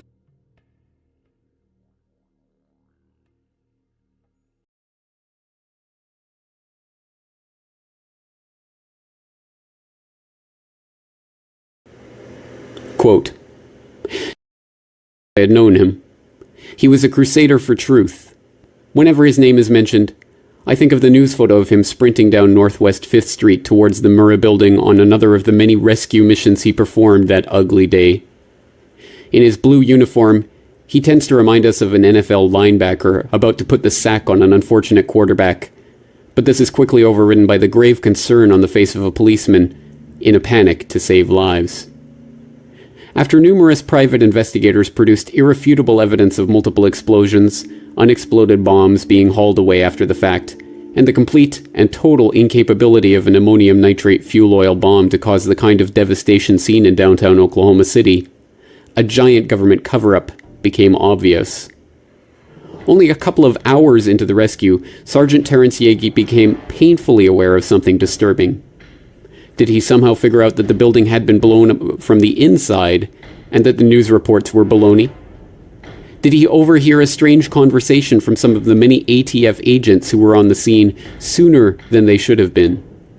Whatever it was, Terry was upset. He called his wife that morning crying. The big old teddy bear of a guy was crying and saying repeatedly, "It's not true. It's not what they are saying. It didn't happen that way." Teriyaki may have been the first to discover the sham. He ran back and forth into that concrete mess of bricks and mortar all day long and continued beyond exhaustion far into the night. He scraped and crawled and dug until his fingers bled and then kept digging some more. In a cadre of heroes that day, Terry's performance was outstanding. On May 11th, the following year, he was scheduled to receive the Medal of Valor from the Oklahoma City Police Department. He never got it. He was murdered on May 8th, 1996 in the country, 2.5 miles west of the El Reno Penitentiary. No homicide investigation was ever conducted, and there was no autopsy. In an interview with Terry's widow, Tanya Yaki revealed that her husband had been very upset by something he had seen under the daycare center on April 19th. He had wanted to go back and photograph it, but the officials would not let him onto the site again. The Oklahoma Building Investigation Committee speculates that what Terry saw may have coincided with the possible evidence of another unreported bombing device uncovered by their science people. Mrs. Yaki also said that Terry was supposed to be decorated for his work as a rescue person, but didn't want to be put in the limelight. Terry felt the investigation was fraudulent and didn't like the fact that the OKPD was honoring people who really weren't deserving of the honor. Sergeant Yaki had told his friends that he was going out of town to hide or secure evidence of a cover-up of the bombing by federal agents. It was his day off, and he was traveling in his private automobile.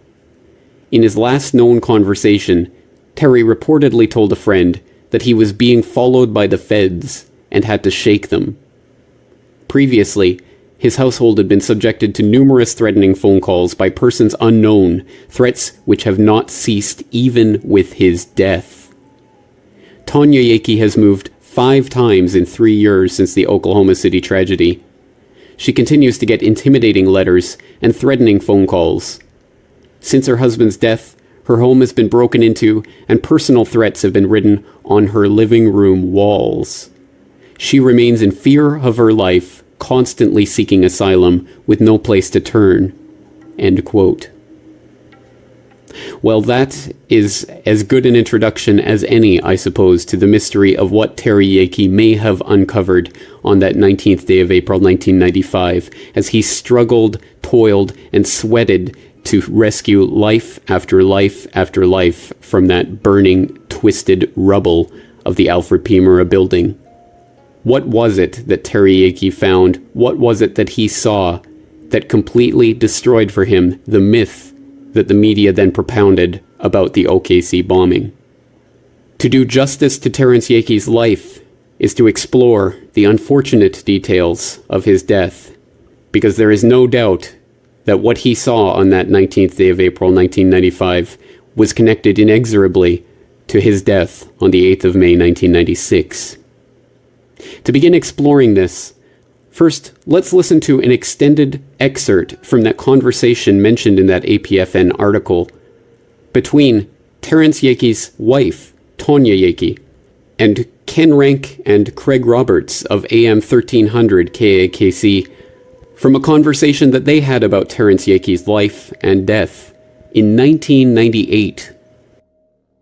Well, now she's on it. Good morning, Tanya. Good morning. Well, I've given them a little bit of a preview in the first hour of the case itself, just the basics of what happened and what you can do. We've got an hour, and what you can do is kind of fill us in on where you were at, what happened through your perspective, and especially what happened to you.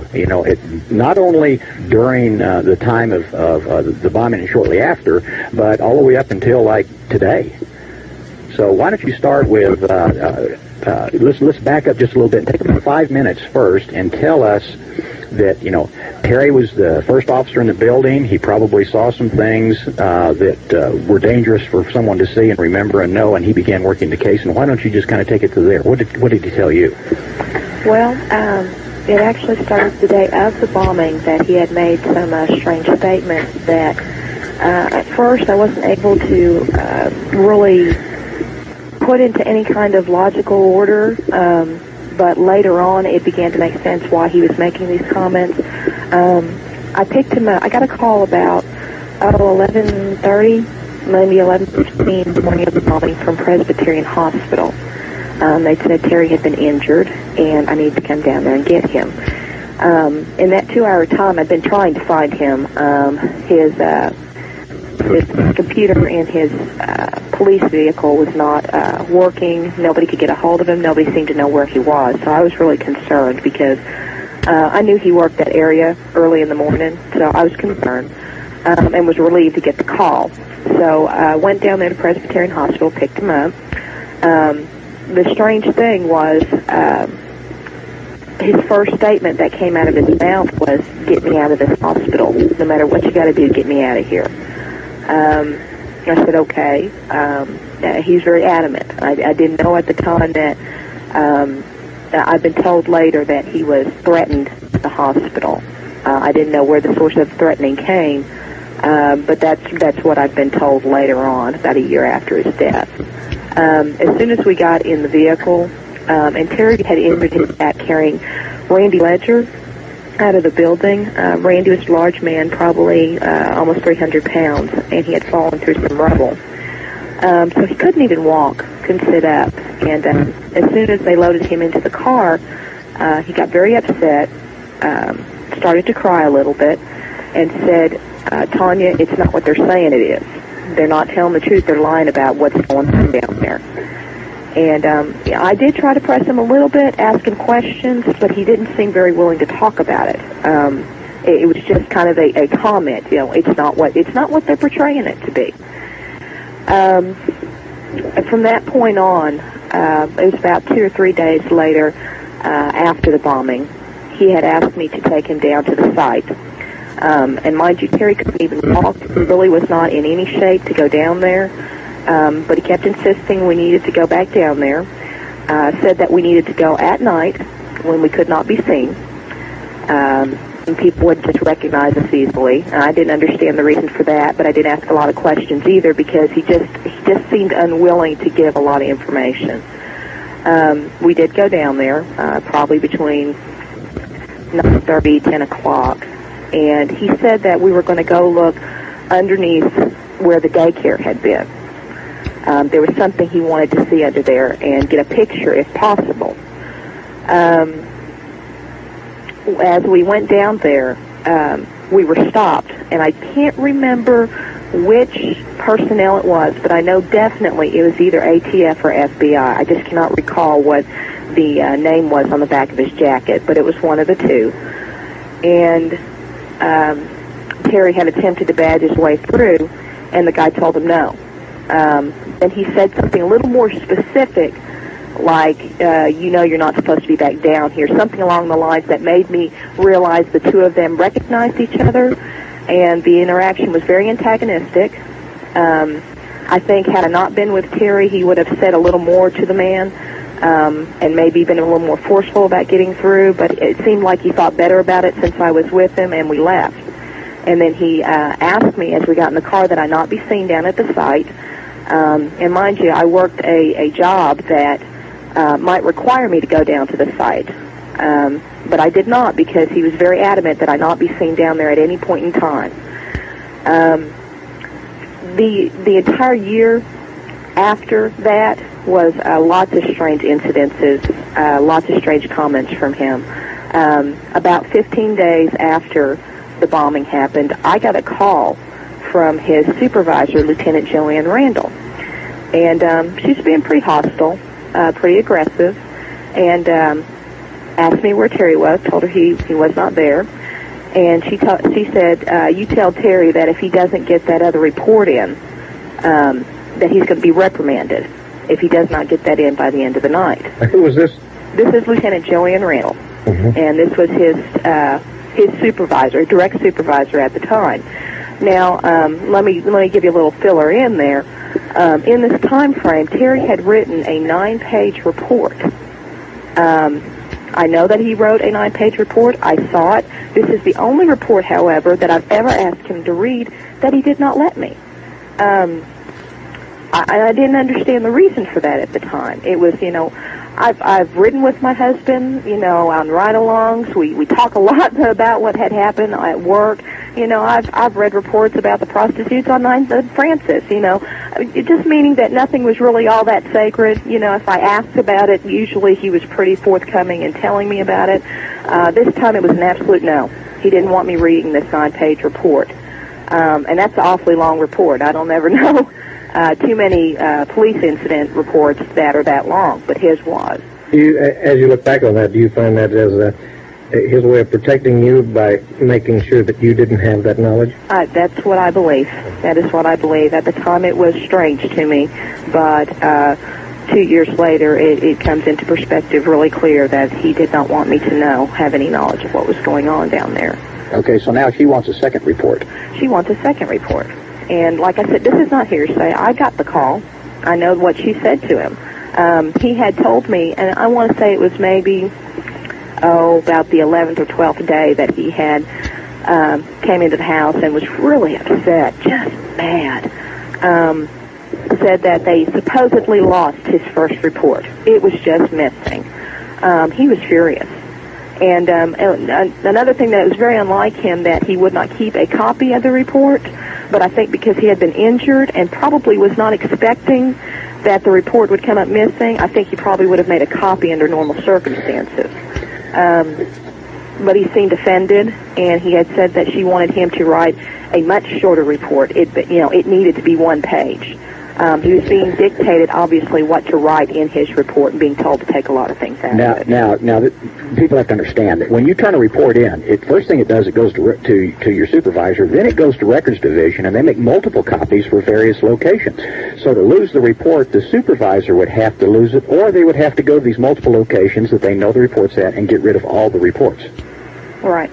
Now, they want a second report. That lends me to believe that they want a different report, because they've already threatened him by now. Yes. And so now they say, that's not the report we want. You'll write it, but you'll leave out such and such. That's my theory. Right. Okay, go ahead. And I agree with that for certain reasons of other things that had gone on. I know Terry was being threatened with disciplinary action all over the place for lots of things concerning the bombing. They won't fess to this, but this, in fact, was occurring. And the report was the first thing that I know about that he was threatened with disciplinary action. Okay, I'm trying to get my train of thought here. And, jump in, ask me any questions you want as I'm going along. I'll help you on this since I know the story. Not as well as you, but fairly well. Let me ask one quick question. Tanya, have you ever told this story before on radio? Yes, I have. Oh, you have? Yes, I have. Did you have any reaction from it? I'm sorry? Did you have any particular reaction from it? particular reaction. As in threats, telephone problems, takeouts, whatever. Oh, yeah. Well, I've gotten used to it over 2 years, It doesn't seem so new to me anymore. Did you do this at an Oklahoma City station? No, I have not. This is the first time I've been able to do it in any Oklahoma City radio station. Oh, in any Oklahoma station at all? That's correct. Oh, well, it's always been on shortwave and national stuff, right? Right. Yeah, okay. In other words, a very limited listenership. Are you? Did any stations turn you down? Would they not let you tell this story, or what? When Terry's death first happened, and I had to do a lot of digging to find out what happened to Terry, okay? I was really kind of armed with some vague information at the time, mostly because of how the body actually was when it was found, what the location it was found. Just the whole story itself was unbelievable. And I had not pinpointed it all to the bombing until about a year after. I was still kind of gathering and kind of blindly searching my way through it. So, yeah, that sounds like maybe you had some of the same problems Karen Silkwood had. Yeah. Now, getting on with you mentioned to me that Terry had come to you on probably more than one occasion and said, we need to get remarried so you'll be covered by insurance and pension and all this for the kids? Yes. Okay. We had been divorced at that time. It was about 2 weeks after before his death that he suddenly became very afraid. Very anxious, very nervous. I would not say suicidal, just afraid.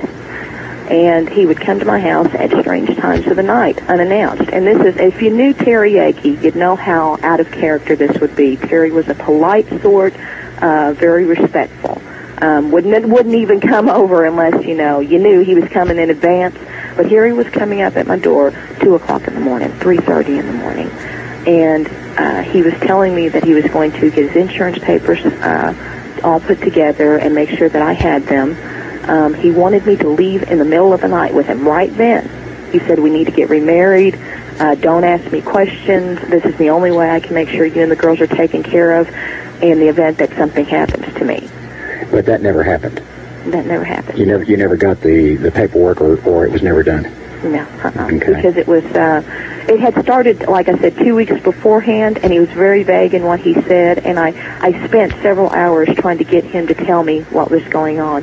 Very frustrating, but it was obvious that there was something going on. I don't believe he was suicidal, but 2 days before it, he showed up again, and he did something very strange. He tossed a VCR in my car, did not explain why. Said that he needed to get these insurance papers to me, and left. Said he would be back. Very upset. 48 hours later, he was dead. It was the last time I ever saw it. Now, you said VCR is in a machine or a VHS tape? No, a VCR machine, okay. The entire machine. Okay. Which, like I said, yeah, if it were you think, what in the world? What is he doing? It wasn't a camcorder. It was a VCR. VCR, and there had been a tape in it, but I had not watched it. The VCR came up missing within 24 hours. Oh. It disappeared out of my house. So I was more concerned at the time of what he was talking about than I was, because the VCR was kind of incidental and didn't mean a lot to me at the time. When I went back to look at it, to look for it, it had turned up missing. And there you go. There's Tonya Yakey talking with Craig Roberts and Ken Rand about the life and death of Terry Yakey. And I would wholeheartedly suggest that people follow the link to the YouTube video from which I scraped that audio so that you can listen to the entire conversation, which is about an hour long and goes into much greater detail about the harassment that the Yakeys were receiving and, of course, about the grisly details of Terrence Yakey's death. Now, this is never a fun part of any episode, but it needs to be done. We have to examine the scene of Terrence Yakey's death to find out more about what was labeled a suicide, but which absolutely on its face could not possibly have been a suicide. And to get into the ugly details of that grisly scene, let's take a listen to a clip from a very valuable 10-minute YouTube documentary put together by We Are Change Oklahoma under the title We Are Change Oklahoma. What did Sergeant Terrence Yakey know? Now, this is a very valuable documentary that came out earlier this year. It's 10 minutes long and goes through the story of Terrence Yakey and his death, and also interviews some of Terrence Yakey's family members about their comments about what has been labeled a suicide, but which virtually no one believes was actually a suicide. So let's listen to a short clip from this We Are Change Oklahoma video in which they discuss the scene of Terrence Yakey's death. Sergeant Yakey had witnessed things during his response to the bombing which did not agree with the official version of events touted by the national media and law enforcement at that time. He was in the process of collecting evidence which supported and documented the inconsistencies he witnessed the morning of the bombing at the scene itself. According to the Yakey family members, Terrence Yakey was to meet a colleague in the restaurant directly behind me the morning of May 8 of 1996. He was to discuss records that he had collected regarding the Oklahoma City bombing, which were stored in a storage facility about an hour's drive north of here. Terrence Yakey never made it to that restaurant in El Reno because on the morning of May 8 of 1996 at 7 a.m., his vehicle was found in a spot just behind me by a resident living up this road no more than a mile away. It was from 7 a.m. until 6 p.m. that the car would sit here, full of blood, and according to Terry's sister Vicky, there was actually blood in between the window panes in the back of the vehicle. In addition to the blood, there was an unidentified knife found in the bottom of the glove box, along with razor blades, the car keys, and the windows rolled up tight. The car was locked. Terry's body was nowhere to be found. Until later that evening, between 7 and 8 p.m., OCPD helicopters, in addition to the Canadian County Sheriff, as well as El Reno Police, would have a large search party looking for Terry's body no more than a half a mile from where we're standing. It is important to note exactly how, Yakey is supposed to have killed himself. He was said to have slit his wrists and neck, causing him to nearly bleed to death in his car and then miraculously climb over a barbed wire fence. He then was purported to have walked over 1¼ mile distance through a nearby field, eventually shooting himself in the head at an unusual angle. Startlingly, no weapon was found at the scene of the body, no investigation was conducted, no fingerprints taken, and no interviews with family members or friends were conducted to try and determine why Yakey would have been suicidal, or if he had in fact been suicidal at all. Instead, the conclusion that Yakey's death was a suicide was reached immediately without an autopsy. Again, quite a grisly scene, but it bears repeating exactly what we are being asked to believe was a suicide. So apparently, Sergeant Terrence Yakey slashed himself several times on the forearms and then cut his own throat twice near the jugular vein, then crawled a mile through rough terrain away from his car, which he had the presence of mind to lock after leaving, before shooting himself in the head with a small caliber revolver, somehow along the way managing to get rope burns, or what appeared to be rope burns, on his neck, as well as handcuff bruises on his wrists, muddy grass embedded in his slash wounds, and then somehow managed to dispose of the suicide weapon in a way that it was not found at the scene. It was later found by an FBI investigator after several people had gone over the scene of his death with a fine-tooth comb. Well, if you have been listening to this podcast for any length of time, you know what this is called. This is not a suicide. This is someone who has been suicided. Just as Gary Webb could not possibly have shot himself twice in the head, as is alleged by the people who would like to label his death as a suicide and thus sweep under the rug all of the valuable work that he did exposing CIA drug running, so too would they like us to believe that Terrence Yakey butchered himself and then shot himself in the head and then disposed of the weapon, all in the name of discrediting the very person who could have proven that there was something very wrong with the official story of the OKC bombing.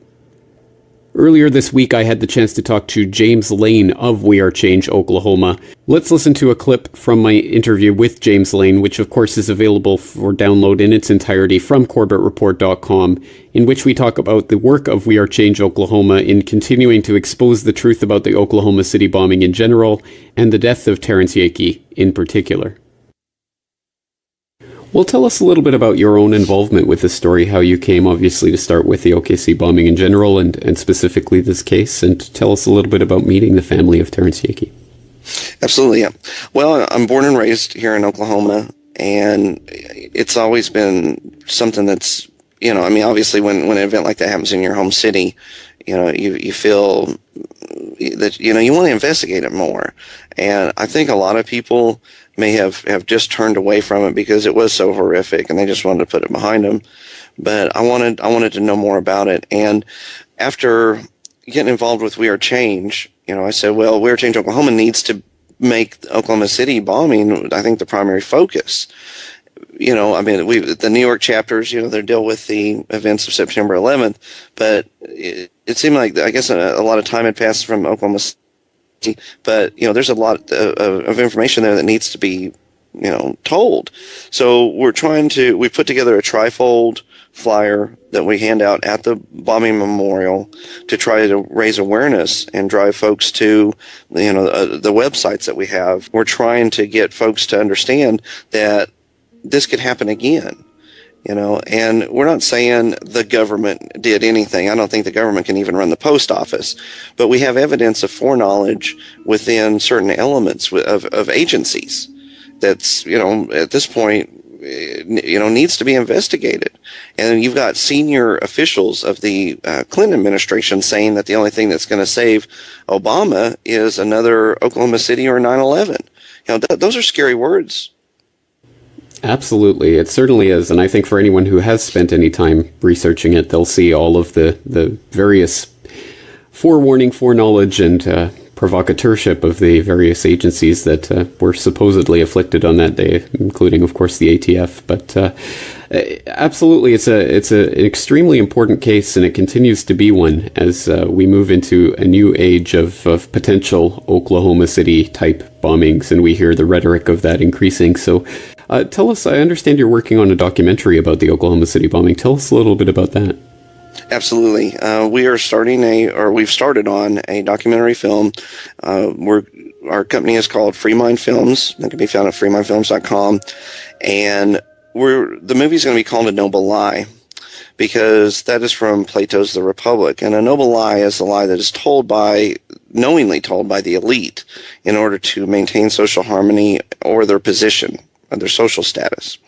And we think that is relevant here because we saw a lot of people that, whether or not they were part of the planning or any of that, we're not saying that, but they were complicit in the cover-up. They used the event to their own benefit. This tragedy, these people, real people died that day, and you got Bill Clinton running around saying that's what got him reelected. So because everybody is, they really focus on the September 11th events, and everybody has a lot of knowledge about that, but it seems like the Oklahoma City bombing, maybe so much time has passed, we need to revisit it, because there are some of the most glaring examples of cover-up there that we don't see that, and they got the more sophisticated in cover up with 9/11, whereas Oklahoma City, it's just very blatant, and we think that it's time that the story be told, and that's why we're getting the interviews. We're talking with Terrence Yakey's family.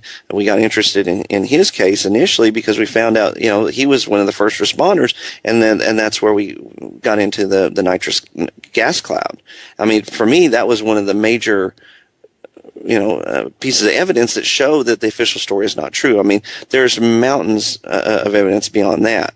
You had the largest manhunt in history for John Doe number 2, and then all of a sudden we're just supposed to ignore that and act like that didn't happen. They said that the people were confused at the Ryder truck rental place. Well, they only rent a couple of trucks a day. It's not a high traffic office, and I don't think that they're going to be confused about who came in with who and at what time. And it wasn't like a lot of time had passed. They were questioned 48 hours after he had rented the truck. So, I mean, multiple witnesses. We've got 23 affidavits where people saw Timothy McVeigh with another man. You know, this can't be denied. And the FBI just acts like, well, it didn't happen. Absolutely. And of course, there are so many aspects to this case. And as I've gone through on my podcast before, and as I know you talk about quite a bit in the various media that you do. But obviously, one of the linchpins of that case is the Terence Yake death, which was so obviously not what it was portrayed to be. And just one more time, tell us about meeting the family and what that was like. Absolutely. It was difficult. I mean, they're some of the most kind, loving people that I've met. I mean, they just welcomed us into their home. I think that they were grateful that someone, it was trying to dig into this because they had been fighting for so long and had been told no and turned away so many times. They really showed us a lot of kindness and love. So it was really difficult to listen to the family, recount the death of their loved one. I mean, it was just, his mother, Ludella, she says, it's very painful to go over it time and time again, but she vowed that she would not give up until the truth was known about the death of her son. His sisters they're great ladies and very, very brave in what they're trying to do. And they are still going down to, try to get his belongings. I mean, that was just something that happened recently. I mean, they had his weapon in storage for all these years. So right now they're trying to get the investigation going, and that costs money, and that's why it's taken so long. But there are some people that are interested and have agreed to come on board and pursue this case. For anyone who has been involved in this research for any length of time, you will have no doubt encountered the old refrain, "I don't believe in conspiracies because someone would have talked." Well, Gary Webb attempted to talk, and he was suicided. Terence Yake attempted to talk, and he was suicided. Many, many others have also attempted to tell the truth, and they have been disposed of in like manner. But suffice it to say, that to honor the memory of those who have fallen in attempting to expose the truth, we must take up that torch and continue to expose the truth and shine the light of the truth on those dark corners that the dark operators would like to keep in the dark. In this way, we can honor those who have fallen in the pursuit of truth and justice. I leave today's final words to Terence Yake's own grandmother, from the We Are Change Oklahoma video about Terence Yake's death. There were lies told about everything that happened. And I would like for the world to know that his life was just taken away from him for nothing.